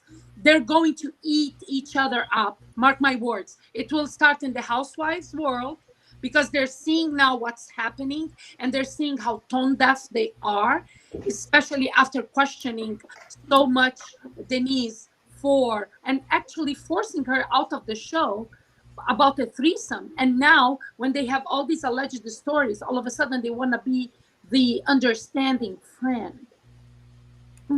Listen, I really honestly think they're just rich, isolated people. They don't care about anything. They're used to their husbands having to do something shady. And to your point, I feel like they got eaten up so bad by what happened to Denise that now they're walking on eggshells to come across as the kind, caring person who doesn't abandon their friend. I also do think, and I stand by this, I believe everybody that is standing 10 toes down with Erica and acting afraid of her are everybody that had legal proceedings in the last 5 years. And most of the legal proceedings either got dismissed, thrown out, or they were settled in their behavior. Tom was super powerful. He was even appointed because he gave so much money to the governor of California, Gavin Newsom, that he made him on the state bar. He appointed Tom to be the one to appoint judges. If you know anything about the legal stratosphere, he literally was a kingmaker. He had so many people in their pocket, but not even that. You had so many corporations, you had so many rich families, you had so many powerful people that either wanted to be appointed as a judge, but more likely wanted their son, daughter, uncle, friend, somebody on the inside. Literally, to appoint judges is a kingmaker. Tom Giraldi literally had a scam and appointed people to protect him. But like we said, he was a mob boss. He was a crime boss to us. And Erica is the thug missus that we all knew she was. She's a thug. And that's why I used to think Erica was pretending to be an ice queen because that was her stick. I now see that she was sitting there like, I'm a boss bitch. I do what I do. She literally was sitting there like a queen. I look back at the thing and running people. But it's just interesting to see that the one thing we're not talking not are the players involved. Tom Giraldi's brother, his wife, his daughter, the daughter's husband. There's so many people involved that have so many interesting things to say. And I am looking into it. I mean, somebody's probably going to take it, but no, I'll keep that to myself. Video's coming soon. What about her son? I mean, yes, I was going to just say that. She blames Sutton for being so shallow, not wanting to be seen with her. Meanwhile, we never saw her son on the show. Because he's a police officer. And she said if we show the son, it's going to put him in danger. And I was like. But like today, I watched Dana Wilkie on Andrew's Rich Andrew's channel. I think it's Andrew's Lifestyle now. She pointed out something really like, it's so obvious but we do not paying attention to this. Of course, you will be intimidated and like scared of dealing with Erica, because can you imagine if Erica, she knew like how many times you have a girlfriend that says, oh my God, I'm obsessed with your bag, I'm obsessed with this earring or with this ring. Then Erica says, you know what, you can keep it for me for 2 months, you can use it for 2 months or 6 months. So that is a property that needs to be rendered to the authorities, because that is part of the wealth. So can you imagine if she did that with one of the ladies, which I think she did, but with their knowledge? I really think that Lisa Rinna and Kyle, in the name of being friends with her, are helping her hide some property assets like paintings. Where is the cheval? I want to know. That cheval that was always leaning. I think they have it. But I think they have it, but Erica's fighting, saying that it was a gift so she should be able to receive it. But like somebody pointed out in live stream right now, and I forget the thing, if you receive something stolen as a gift, it's not yours. The thing is, Erica's fighting about whether that money's stolen. The issue is, it's not even creditor money. That money that Erica got was directly from the settlement. He was messing with something should have been in an escrow untouched. He got away with practically murder, like for all these years, that they became so cocky. And they thought they were never going to be caught. This is why they were doing it so bluntly. And the reason he brought her to the show, which might have been, like we talked earlier, as a settlement or an agreement between him and NBC, it was to bring more like people saying, oh my God, this power attorney, I want him to defend me in this case. So she was just the front saying, look how powerful he is, and all the money, like the way he lets her live her life. Meanwhile, they both knew, and she knew. At least she knew the day she got served that lawsuit from Texas or Arizona. Like, Yeah. she can't play that she's ignorant and oblivious. She cannot. But When my she's the question, smartest bunch. like, Giudice went to jail, right? She went to jail for a year for signing papers that she didn't look at, that her husband was like, sign this, Teresa. And that seems lesser to me than what Erica's been involved in. Yes. So what do you think the chances are? He gave all this money and funded all this stuff and had so much power, but now he's being under the microscope saying he's got Alzheimer's. Do you think it's going to hurt her or help her get out of this? With the Alzheimer's? Yes. No, Erica, spend time in jail. I'd like to see her spend some time in jail. I don't see how Erica's going to spend time in jail. That's the only thing. I don't think that what they're leveling at her right now, because this is bankruptcy, unless the tax court for the California tax franchise, unless they open a tax fraud criminal case, she's not looking at jail time right now. I think Tom was claiming the payments to EG Global as a business expense, and this is a tax evasion thing. Yeah, but tax evasion does not turn criminal unless they refer it to criminal. Oh yeah, but it's crime. I don't see, unfortunately, I don't see her like serving in jail. I would love to see her in a Gucci orange suit. That's my dream, but I don't think that's happening at this point. I really hope the victims get some of their money back. And I wonder if they've taken Erica's passport. I don't think they did, because she's doing the show. But my point is, I feel like even she missed such an opportunity to come out clean of this. She could have, let's say, really said, "Oh my God, this money is for the victims. I need to recoup as much money as I can, and give it back to them." Everybody would have bought, at least she's doing something for the victims, and then she could have had a tell-all. She would have had like a makeover like of her public figure, that she wouldn't be this villain. But my problem with her is the way she's behaving now is so disgusting and non-empathetic, and it's so narcissistic. It's all about her. The times that she mentioned the victims, she mentioned because she had to, because someone else did. After Garcelle made that, like, brought it home to the story of her sister. And she said, if that's true, fuck Tom, because this happened to my sister. And her, like, not to be mad at Tom that he put her in this situation, because Teresa, she was mad at Joe. She really was. Yeah. I mean, I've been there. I know I've been there where you trust someone. I've been there. Yeah. I've seen it happen to other people when you trust someone and listen. Isn't this telling that she's not mad at Tom? Isn't this telling that she's not mad? Well, that's the weird thing about it is, right? It's like your first car, right? And they ask you how much you make, and you make 400 in Taco Bell, and you're just like, I think I make 800 a week. Like, what's the minimum income I need? 800 a week? Yeah, I make 800 a week, totally, right? Every single day, right? So it's like your first job. It's an American thing to a certain way to kind of fluff your wages to make the minimum so you can get that car or get that finance or maybe get your first apartment, right? But I agree with you. There is that missing thing of, even if Teresa had the correct reaction, all right, Joe, I knew we were kind of, to quote Kathy Hilton, fluffing a little bit, but I went along with you. But it blew up, and now I'm going to jail. Teresa had the right amount of anger.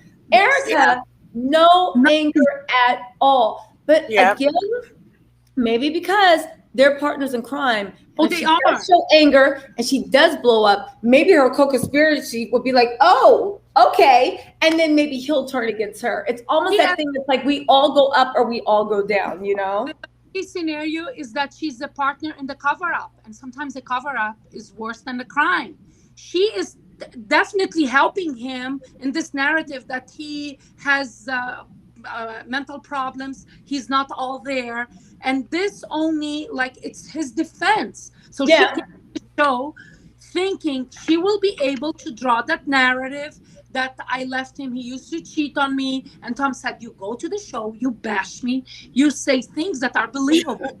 Wealthy, powerful people, men in Beverly Hills cheat on their wives. So go there and say that. Everybody will feel bad for you.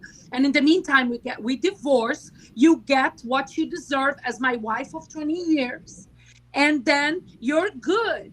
Because they saw, do you pay attention that every time she says there's more coming, and then she pretends not knowing that the article. True, but to this whole point, also, Piscean Beauty brings up a great point, right? This is sad because, listen, I don't care what anybody says. I didn't think what Teresa and Joe did was that bad.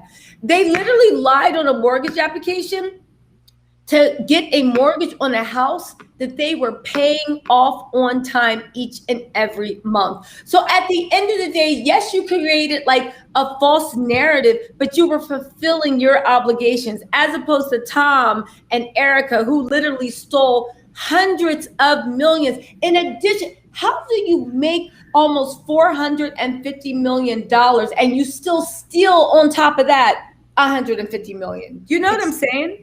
Yeah, I agree 100,000% with this comment. The scheme of things, it's was against the law. Yeah, I'm glad they at least paid a little bit of price. But the reason they paid the price is because they're not as connected as they. And they weren't rich. They were small time. They had enough to buy, some furniture and cash and like put the girls in like Gucci t-shirts, but they weren't rich by any means. They were just stealing from. They were living paycheck to paycheck, but on a higher level. Yeah, they were not stealing from people. She was, she was putting up recipes of her mom. Like, it was what they did is nothing compared to this. This really is doused with blood and burned. Yeah. This is crazy to me, and this is why I feel like all this understanding is complicit, because it's silence. They're staying silent in something that's really important. I get it. You need to be for your friend or respect her privacy, but for you not to respect Denise's privacy on such a little thing, and now all of a sudden you don't want to believe that Erica's bad. And did you catch when they were having dinner, or their anniversary dinner, Kyle and Mauricio? Mauricio already said, I hope she didn't know what he was doing. Meaning they already are. Oh, yeah. Rob, listen, the attorney said it over and over and over again. This was the money stolen? The money's stolen. All they're trying to get to right now is, yes, you stole it. And they're trying to get to, where is the money? And whoever has any money, give it back. Now, on this note, right, let's transition into something a little lighter, right? Because I want to have you guys back, but I'm going to do a video about like the wealth in Beverly Hills, in the sense to kind of put, and the behind the scene players that led up to these things, and led up to the Greek tragedy that is Erica Giraldi. Like, how much money do you need? But I really think that private jet was used to move. Again, no proof. This is pure speculation. I am literally, to quote Candy Washington, doing conspiracy theories. But it does line up with how you move money out of the country without there being actual wire transfers. It needs to be cashier's bank checks, bank cashier's checks, and it needs to be moved over. Y'all, let's talk about something a little lighter. We're going to transition into Real Housewives of Atlanta, All Stars, and a little bit like lighter stuff. Okay, have you guys seen the new cast for the Real Housewives of Atlanta? Did you notice, before we move into it, did you notice that, what's her name, Garcelle, she was wearing black leather pants? Just like... No. I'm vain. I have to digress.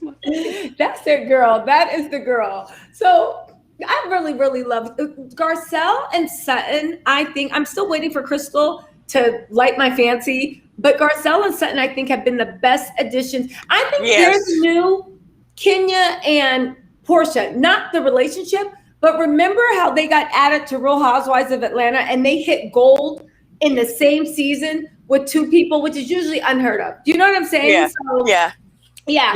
They're the best additions to Real Housewives. Sutton gives us energy, and Garcelle gives a beautiful energy too, you know? So, yeah. So, listen, what do you guys think? Have you guys seen the Real Housewives? So, it's going to be Sheree. It's going to be Drew. It's going to be Candy. It's going to be Kenya. It's going to be Porsha, Sheree, Drew, and Marlo. What do you think of that cast?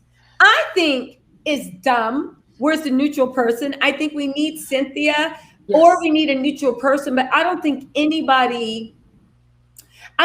anybody a first seasoner can become the neutral person. Like in Real Housewives of Potomac with Escal, right? She's neutral, and that's odd. This is why she should stay, because she already fits in enough to be the neutral person in all the scenes. And I like her. Side note, sorry to change subject. Did y'all see Giselle's new hustle, her lash line? She has a new lash line that she's selling, and they look just as elegant and coordinated as her clothes, meaning it looks a hot ass mess. I was about to say. She is selling 99-cent Amazon Prime lashes for like who knows how much. And her and Porsha have a deal now, I think, to cross promote, because Porsha opened up Giselle's lashes like she got a little gift box of the lashes. Porsha didn't even bother to put that mess on. I was like, this is Amazon Prime lashes that you can get the next day. How do I know? Because my BFF, I was going to do her makeup. And I don't really wear lashes. If I do, they're these feather type, right? These are even too heavy. I take scissors to my lashes and cut them down so they're more, because when I wear lashes, they just change the shape of my eye, but not in an attractive way, right? My BFF, she wears like more theatrical because her eyes can take it. So we had to order lashes. Amazon Prime delivered the next day. And in the pictures, I guess they were downloading pictures from Instagram, because these girls' lashes look gorgeous. We got them. They look like plastic Halloween lashes. They were horrible. But Giselle wearing them in her commercial looked just like those Halloween lashes. When I tell you, they are so cheap looking and tacky looking. Again, maybe she has other ones. Maybe it's the first thing. But girl, everybody wears lashes. Like, at least feather them out. Like, do something. So now Porsha showed the lashes. She didn't even put them on. And Giselle's been advertising Go Naked here, which I don't think she's the best advertisement, because she's been wearing the headband wig. Do you guys wear wigs? No? Yeah? No. Okay. Well, then this is for all my wig wearers, right? So there's headband wigs you can wear. The whole point of a headband wig is to the fact of when you don't feel like doing your hair, like whatever, you put it on, you smooth your edges down, and then you have like a cute 1960s look or this and that. Listen, it revolutionized, right? I literally probably have 6 headband wigs, like somewhere at the bottom of my closet. Yeah, at the bottom of my closet, looking like, I know my boyfriend's always like, what the hell? You know, like, what is her doing with hair on the floor of the closet? So I'm like, so it's good. But the thing with headband wigs are, you're supposed to smooth your edges down, pull them back, put a scarf on. Giselle was wearing it just like your aunties. Everybody in the comments, y'all know what I'm talking about, was wearing it like the aunties, all the way pulled down. And I was like, is Tacky Giselle really the best person? Why doesn't somebody help her after all these seasons? I don't get it. Listen, I saw the commercial. Giselle was sitting there and she was batting, and I get it. Giselle's one of those people that all her life they were like, you know what? You have beautiful, beautiful eyes. But give it a rest, Giselle. She reminds me of that joke when they say people with light eyes. Like, this is the way people with like very startling eyes have conversations with you. Because they, their whole life they've been told they have beautiful eyes. Those lashes look a hot mess. Go Naked hair looks a hot mess. Is Go Naked hair making any money? We'll see. But Karen Huger said it best. She said that's her trademark. Yes, it is. It is. But what do y'all think of the new cast? How do you think the website? How do you think it's going to go? First of all, can you investigate if it's for real what's her name? Robin had all these business proposals from Macy's and Who? Robin. She claimed on the show. She's talking about To Potomac. Macy's lately? I believe it's true. Have you been to Macy's lately? Listen, Macy's, I remember when I walked into there, like before the pandemic, it was 2019. And I looked at my BFF and I was like, She has hats in there. no, but I was like, has Macy's gone down in quality? Or were we just broke and we didn't know it? Because I remember a time I walked into Macy's and I was like, ooh, you know, like it was Christmas. And I walked in and I was like, tacky. No, I don't want DKNY. Get the hell out of here, right? Because, you know, even if you go to the handbag section, all they have is DKNY purses. No shade against DKNY, but I'm not paying $150 for DKNY when I can go to Marshalls and TJ Maxx and get that shit for $19.99. Macy's is out of their mind. And I remember thinking, were we just broke back then and this was high end to us? Or has Macy's gone down? Macy's is like, yeah, Macy's is like, I don't know what to tell you. I'll shop at Marshalls and TJ Maxx before I go to Macy's, right? Yeah, exactly. Thank you. It's not what it used to be. So I 100% believe from what I saw in Macy's that 100%, they offered to sell her stuff in the store. I don't think Macy's is above. And to tell you the truth, as a Black woman, you guys probably don't have this struggle. The way my head is shaped, if I ever wear my hair back in a ponytail, you'll see, you can't tell, but my temples, whenever I wear a hat, they always start rubbing. I think it's just something. I guess I have a low-key alien head, right? The fact that the caps are lined with satin, I'm not even lying. I would buy one. I know they look tacky, but I will buy one. If y'all ever run into me in the supermarket, you'll be like, you know, you'll just be like, have some respect for yourself, for Christ's sakes. Like, okay, this is your business opportunity. Why aren't you doing it instead of going after Wendy? That's what do you mean?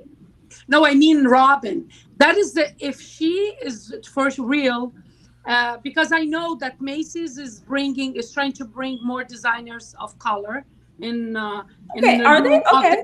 And inclusion. I'm all for that.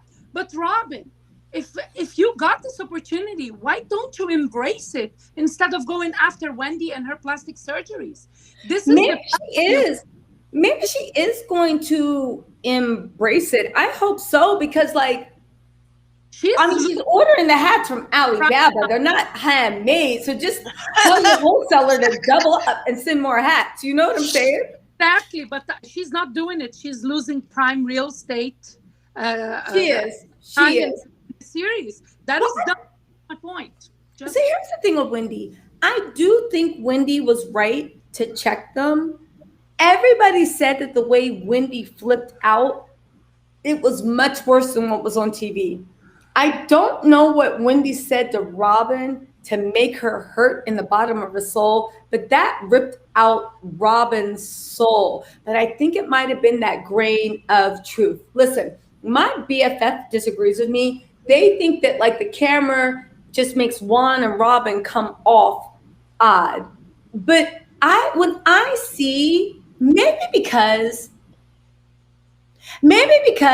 I don't respond to men that don't baby me. Now, don't get me wrong. When I was younger, I went through, a few, and I would argue like, how come you didn't do this? How can it? But then, my dad sat me down and was like, what is wrong with you? Wake up. And that's when I realized, why am I arguing with someone on how to be a gentleman when just go find a gentleman, right? Maybe because they've been together since they were so young. Juan treats Robin like she's just like his annoying kid sister. I just don't see that love in that. No, there's no love there. I feel like I think it's easier. So I know so many couples that stay together because the finances is easier. I know they went through the divorce, but maybe that was for the better because of all the money that they lost. Instead of like filing taxes as a married couple, losing all that money, maybe they avoided losing some money there. There is definitely method to that madness. Yes. But to say that they're a loving couple, that is not. And what struck the chord, what hurt her was the truth. She gave herself away. She said, make it make sense. True. Thank you. It doesn't bother me, but it clearly bothered you. So do you mean it was true, Robin? No, true. No, make it make sense. She did a super chat. Thank you for that. But you also said, he said Macy's was calling Robin to remind her to pay her bill, not offer her a deal. That's amazing. Well, I love him. I just don't understand So how, funny. as a man, or even if whether you're a man or you just have the masculine energy in the relationship, maybe it's same sex, maybe it's like whatever it is, you represent the yin, how you do not kind of baby your yang. It struck me when she was like, I don't know, I'm feeling like I'm going through something. And he wasn't like, what's going on? Even if he thought he was bullshit, you know, you have to sit for 10 minutes and be like, what's going on? Really? Oh, you feel sad? Let's see if we can get you some help. Give a hug. Yeah, she lost all the money, and allegedly they say that there was a relationship between her and that man that she trusted with the money. No. I don't know. I'm just saying, like, I don't believe it. That we don't know. Let me tell you something. Like Robin likes her like a sister. Robin, maybe anything can happen. For what I see with Robin and Juan, Robin is absolutely enamored with Juan still. That's still her one. He's the one that's fist bumping her. Huh? I am enamored with Juan. He is a hottie. I get it. I'm not a part of the Juan Dixon fan club. And my BFF told me, oh, you don't get it because you had to see him in his prime when he was playing basketball. But I saw pictures of him in his prime, and I was like, I love his. I mean, maybe he looks too much like my cousins, people I'm related to. I'm just like, I don't get it. I don't get it. Juan comes across as a genuine person. I never feel like he is, even when he's with her in the camera, because he knows he needs to give the minimum so that she has. What do you think? If he's such a genuine person, then remember last year when Michael and Juan were clinking glasses about the Vegas trip, and Michael was like, like, and he comes across as a genuine person. But then again, maybe everybody entertains Michael because Michael has money, and Juan is fine to tease Michael as long as Michael will invest in like whatever, you know? I think him and Michael are really good friends, because the way even that he tried to take Michael away from that brawl, they had the brawl. Two white men had the brawl in the party, and Bravo did not condemn it. They condemned the black woman. But the two white men, Michael and Chris Bassett, there was no disclaimer there in the reunion. Just a side note to Andy Cohen. So it's like, you feel like you would do that for a friend. Say, stop, Michael, get it together, go, leave. I feel like they're really good friends. And this is why Michael knows that he will never marry Robin again. I don't think they're good friends. I think Michael has a crush on Juan. I think Juan might think they're really good friends. And I think Michael every time is getting nervous sitting on the couch being like, is it too much? Should I put my arm up? No, don't do that. No. Oh. Hey, buddy. Ooh, let me whisper a secret in your ear. I think that Michael is always trying to find a way to get a little closer. I think he is with some really good friends, but like you are in high school when they're trying to figure out how to get a hug from you that lasts too long. I don't blame him. I would do the same. Look, I'm blushing. Look at her. She is blushing. Girl, it's about time. You can have him because Juan Dixon is going to treat you just like Robin, right? You're going to be like, I don't feel, you're just like, in what ways? we need to play Love Connection with Miriam. We need to hook her up. Miriam was like, yo, we should have a dating show one day about let's meet Miriam's match. Let's see. Any guys in the stream? What's going on? Any guys in the stream? Any straight guys in the still remaining here? Stop. Let's see. Thank you, T-Love. Any men in the stream with all their natural hair and all their limbs and all their wits that have an income of above after taxes 1 million. We're not messing around. Miriam needs to go on vacations. And she has people she needs to help out in her life. That's it. That's the qualifications. If you don't apply, don't say anything. But those are the qualifications. And with a little passion left in there, you know. Well, I assume if they have all that, they have passion. Listen, you know. It's Cialis. No, It's easier, you know. Exactly. This is what we're looking for. This is what we're looking for, right? We want a successful man of a certain age, over 29. Over 29. Yeah, over 29. 32 to 36 preferably. No way. You never know if a millionaire's on YouTube. He might be shy. No. Listen, there's more millionaires out there than you actually think. It's actually pretty easy to make over 1 million. There, especially if you're in the New York area, Miriam, there's more, way more than people actually think. There's way more. You know. Well, there's hundreds of them. You look at the New York census, there's literally hundreds. Somebody's buying these real properties and renting this real estate. Seriously. We're going to match make for you. Okay. Yeah. And it's during the pandemic, so people aren't, you know. Yeah. Okay, let's talk Housewives. That was too much. Okay, no, seriously. Okay, so we did Housewives, we did Potomac, we did Atlanta. What is next on the docket? Are we winding this live up? You guys have been such troopers. You've been on here for so long, and we really didn't really Pisces and Beauty, I disagree. Come, listen, go to New York or go to LA. It's the majority of people. It's the majority of men that you see walking around in those office buildings. It's the majority. So it's not few and far between. There's more than you think. The thing is finding one that you like. That's the issue. Finding one that you actually like that is not a functioning narcissist. I mean, you look at Mark Daly. There's hundreds of Mark Dalys in New York City. Mark, to me, just looks like a functioning narcissist. You know what I'm saying? In my opinion. I love Kenya. I'm so glad she's starving about them. Did y'all know that Kenya's going to be on Dancing with the Stars? Yes. Yes. She is dancing on the stars. I do want to see that. Kill it. Kenya is perfectionist. She is going to kill it. I really love, here's the thing with Kenya and Mark. I think Mark is a functioning narcissist. I hope that whether Kenya, but it's not my life. I hope she leaves him because I think she's too good for him, right?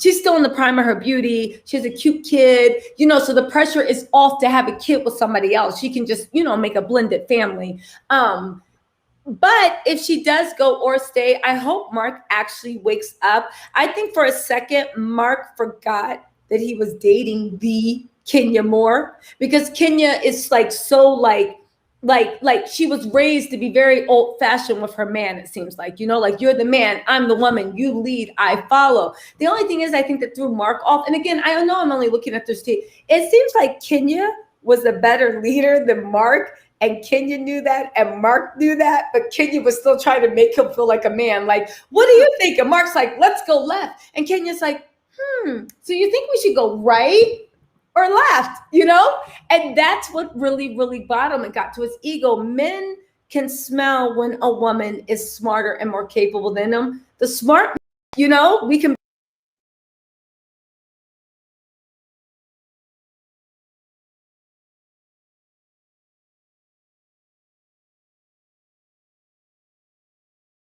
So you guys, what is going? Wait, my stream's freezing. Can you guys see me? Yes. Okay, I think it's time to go because my stream is freezing up. Damn, restream. Just one thing about Kenya.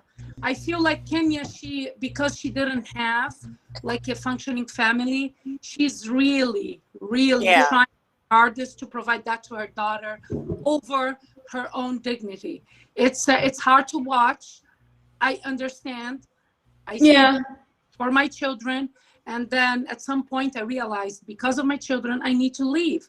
So, she's going to get there. We just have to respect the process. And she's really trying. She doesn't want to quit. Well, she honestly wants it for herself too, deep down. Let's be honest. She has abandonment issues anyway. Yes, I agree. I hope. I mean, honestly, don't we all? Yes. Some of them are deeper than others, but at the end of the day, it's like, when you meet that one that just captures your heart, I think it's and this is getting into relationships. I think it's everybody, and this is that moon energy from the tarot cards, right? When you're mad at yourself because you literally even sacrificed yourself to get this thing that you thought was so perfect. And I said, but I think everyone that says that it'll never be me, it's like you're either lying or you haven't lived life. Because when you have your dream in front of you, and it looks like everything you ever wanted, and you can feel that shit down in your soul. Every time you get close to that dream, you feel that happiness.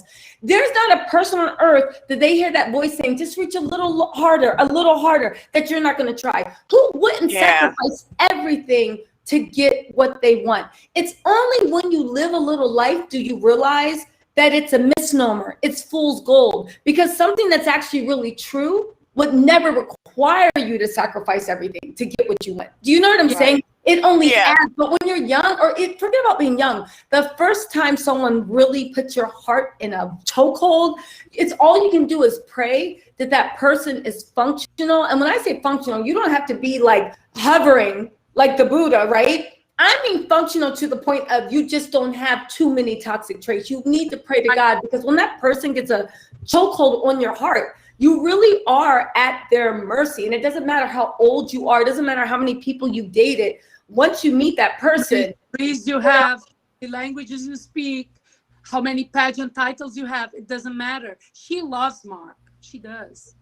Yeah, no, she does. Mark, you know, is he getting more foot traffic in his greasy restaurant and the pandemic and his bad attitude exploded? You know, Mark tried to get a reality show, right? And it was a reality dating show. There's this show called The Pink Teacup. That was it. It was actually really, really good. He wasn't in it, but it was about this guy that he was running the Pink Teacup, right? It's a popular place in New York, and he was dating everybody, and it was actually really, really good. But and the girl that starred in it looked just like Kenya Moore. It was shocking how much this girl looked. This girl was gorgeous, and she was being like, whatever. But the girl is gorgeous, gorgeous, gorgeous. But my point in saying this is, I think Mark was trying to set up a thing like that. And of course, it hasn't gotten greenlit, because that's one thing about Mark that we saw him on the Real Housewives of Atlanta. He's just awkward on camera. So I already knew. I was like, this isn't going anywhere. You're awkward on camera, you know? But it's that self-consciousness, not from being awkward, because you can be awkward and it can be charming. That self-consciousness where you're in your head too much, that it's never going to loosen up, because you're always trying to think about how you're being perceived, you know? So yeah, you know, I don't know. Mark is a mess, but good. Congratulations that Kenya, whether she decides to stay or not, I hope she's happy. I hope she's blessed. I hope she's being treated right. But we have to congratulate her, because no matter what Kenya does, and no matter how many knocks she takes, she never lets that step in the way of her hustle. And she always takes care of business. And it literally just makes me proud as a woman. Again, I don't know Kenya personally, but I respect the way she doesn't let anything stop her. And one thing I also like about Kenya, she never makes excuses for things stopping her. And you know what I'm saying? It's like, she's never like, oh, I was so horrible because this and that. She owns it. Like, okay, I'm sorry that happened. You know what I'm saying? Yeah. It's not about the way you get up. It's not only about the fall, you know? She doesn't like you. No, I agree with you. I agree with you. All right, so guys, thank you so much for joining me for the live. This is the first one. I know it was last minute. There wasn't much to talk about, but I think we rocked it. You know, let us know in the comments. And also, I want you guys to know before I go, I'm thinking about actually starting to go live. I know I need to look at analytics, but I want to start going live maybe Monday and Thursdays, or maybe like Monday and Thursdays. But I'm trying to think, this is for you guys in the comments. I'm trying to think, what is the best time to go live? What do you guys find that is the best time to go on live? All right, comments, come on. Magic fingers in the comments, come on. What do you got? Well, Miriam, Dana. After 6. Anytime after 6 is a good time. Anytime after 6. What about you guys in the comments? Is it better to do it later or earlier? Because I know, like, I was watching Up and Adam's show, and that comes on at like 10 a.m. You know? Yeah. I don't know. Yeah, but later in the week. You run into the exam if you do it during the day. Wait, what do you mean? Well, you have to watch when you're crashing with the other ones. Yeah, but there's always a live going on. Always. Like, if you wait to see who's doing lives, you're just never going to do a live. I bet you 3 people are doing lives right now. Like, there's too many. How do you not crash into other people's lives? It's like there's Well, I mean, only it's so true, many but time slots a day, and that's another thing. No one is coordinating with you. So what? that's What are you true. gonna do, baby? But if you're reality TV, I guess it's a genre thing. I don't know. It's up to you. No, I'm genuinely asking though. I'm asking. I mean, YouTube etiquette. I will not purposely go on somebody's live, but sometimes it's like, okay, well, But I'm saying if they want to watch Up and Adam and if they want to watch reality TV, you don't want to, if they're wanting to watch other people, they will miss yours. It's that kind of thing. true, but I don't know. I feel like the people that, I mean, I guess, but like Up and Adam only has 75,000 subscribers. I mean, I don't think that I'm in danger of taking his people, but even then, I feel like the people that watch my stream, like, I don't know, or they'll watch the playback either way, you know? Yeah, let me tell you something. I like collabs when they happen. I just don't like when they collab and then they talk again on their own in their channel. I feel like it's too much repetition. You know, although everybody's talking about the same topic, I feel like Yeah. each creator should stick to one time only talking about that, reality TV show. Don't talk on this channel, on that channel, and then on your channel, because it becomes repetitive. What is going to change, really? You know? I mean, I can see that point. I can see that point. I guess it's just finding like a flow and a time slot that works for You. me. You know, yeah. You know, Yeah. roll by the ear whenever you need. Yes, followed by the ear. We'll see, right? I have to see a 2 p.m. live and an 8 p.m. live. That's an interesting thing, Shawnice. A 2 p.m. and an 8 p.m., right? True, I agree that too. Sometimes you have to keep at your own pace, you know? And Let's plus, see. you're all over the world right now. Yeah. So. Wait, somebody said not mornings, right? Yeah. Let's see. East Coast, West Coast, you wait for others. Tempire Daily is on too. He's on right now, 200, 6, 8 p.m. Okay, so it's like 6, 8, or maybe 1 in the afternoon between 7 and 8. Well, I'm on between 7 and 8 now, and nobody's on. Where is everybody in YouTube? What is going on? Why is it so slow this week? What's that? You advertise, you like put in your Instagram and here, and then we can tag you, and then this is how the world goes around. I think this was like a last minute. Next time, most of my lives are last minute, but usually people show up for my last minute live. So Well, it says there's 205 watching. I know, but there's usually like 500. But there's usually 500 or 600 in the lives.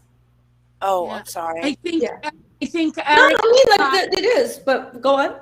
I think Erica, Kyle, and Lisa Rinna, they disliked the video. Hi, guys. Erica, Kyle, and Lisa Rinna, right? Yeah. Tyra said you usually don't sit down to the end. Terrell at 2, gossip at 8. That's actually a good idea. Things get catty in the YouTube street, so be careful. Do they really? I'm not a catty person, though. It's hard to drag me into being catty because even with the he said, she said, I'm like, well, I guess I'm a dumb whore. Anyway, and I'll just go on my thing. Like, oh, drag me to cattiness. I'm like, they're like, you are a dumb bee. And I'm like, I see that. Okay. And I go about my business. It's hard to drag me into drama, though, guys. It really, I know. I think but when someone's trying to hurt my feelings, I'm like, I receive that. Okay. No problem. Ronald Richards needs to put you in his team, analyze all the legal documents. After that thorough investigation. You want to hear something for the video I'm making? I literally downloaded all the legal documents from his link tree on his Twitter account, and I'm going through all the documents just to like see if there's anything I missed. I love documents. I bet if you reach out to him, he's gonna come to your channel. You'll say, bring him on a live. That's a good point. It's Labor Day vacation weekend. He's great. No, Memorial Day weekend. Memorial Day weekend? What do you mean? Yeah. It's Memorial Day weekend holiday. What's that mean? Yep. So So no live on Memorial Day weekend? Oh, sorry, Dana. I was thinking about Ronald Richardson. When you're like, it's Memorial Day, I'm like, what's that mean? You mean, okay, sorry. I was off topic. You mean when, about it being slow. Sorry. Yeah, My mind was on reading documents, and I'm like, what's that mean? I'm sorry. Just lost in the thought. And Dana's like, are we on the same planet? Dana had this look like, No, I got random. Planet, and I'm like, what? Oh, Labor Day. I'm sorry. No. Labor Day. I know what you meant, but I thought you meant Labor Day, but my mind was something completely other. I was like Tom Giraldi trying to act like I was senile. Like, what? What's that mean? And Dana's like, what is going on? Like, Tisa, keep up. No, Labor Day. Sorry. Labor Day. What are you guys doing for Labor Day? I'm actually going on a date Sunday for once with my husband. Ooh. Where are you guys going? We're going to the Atlanta Aquarium and then to dinner, probably. Oh, that's going to be so nice. That's going to be so nice. Wow. Do you have a special outfit picked out? Are you going to zhuzh it up, or is it going to be a casual date? Well, I'm going to try to be cute for him, but Girl, you're always cute. But are you going to put a little razzle-dazzle on it? Or, Don't put his outside lashes on. Yes. Do I do? Hell no. Do I need to mail you these? So you're like, here, Dana. No to the hell razzle dazzle, so the eyelash can fall off in the drink, and you'll be like, damn, Tisa. I want to see the seals and the dolphins. I love all animals. You can ask Miriam. I have like 3 dogs. Yeah. Cat. Aw. You are such a gentle, loving soul, Dana. Seriously. Your light shines so bright. Everybody, I say this all over my lives.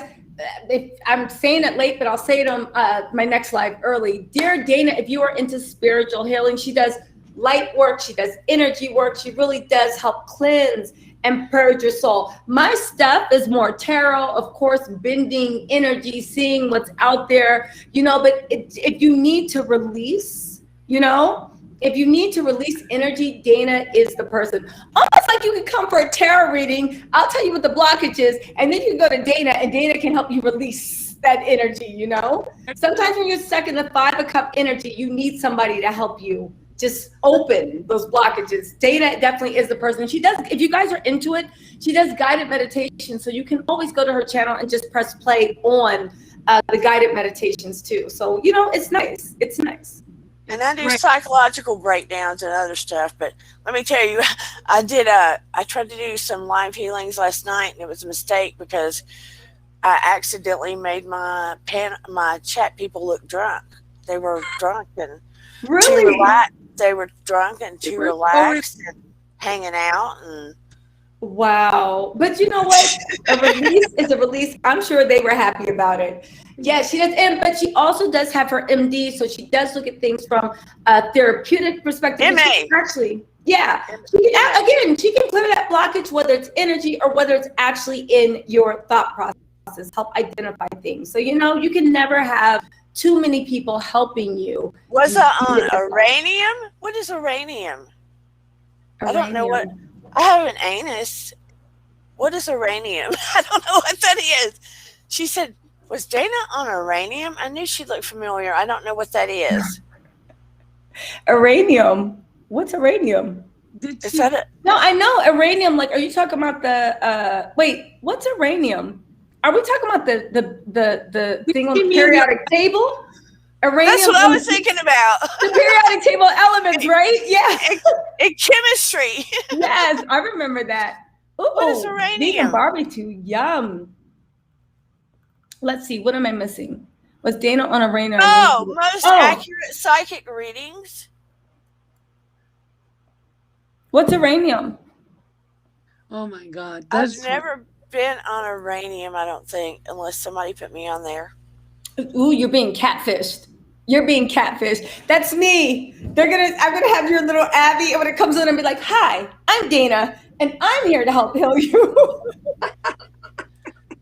I don't know what uranium is, though. It's the psychic network. Oh. Well, if you're not, maybe you should be on there. Maybe you. I'm not psychic. I just know how to read tarot cards and the energy.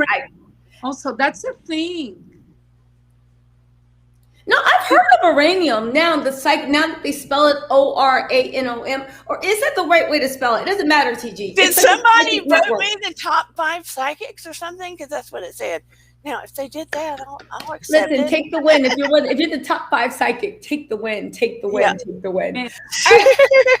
So you guys, listen, thank you so much for joining me. I really, really appreciate it. I know it was short notice. Next time we'll advertise, we'll put more stuff up, and we'll actually have a docket of things to talk about. Because you know what? I have a feeling it's Labor Day weekend, but somebody somewhere out in the universe is about to embarrass themselves, and we will be on it to dissect it, talk about it, and we can send them to Dana to help them heal, you know? So it'll be good. Yes. All right. Thank you so much, you guys. I'll talk to you guys later. Bye. Bye.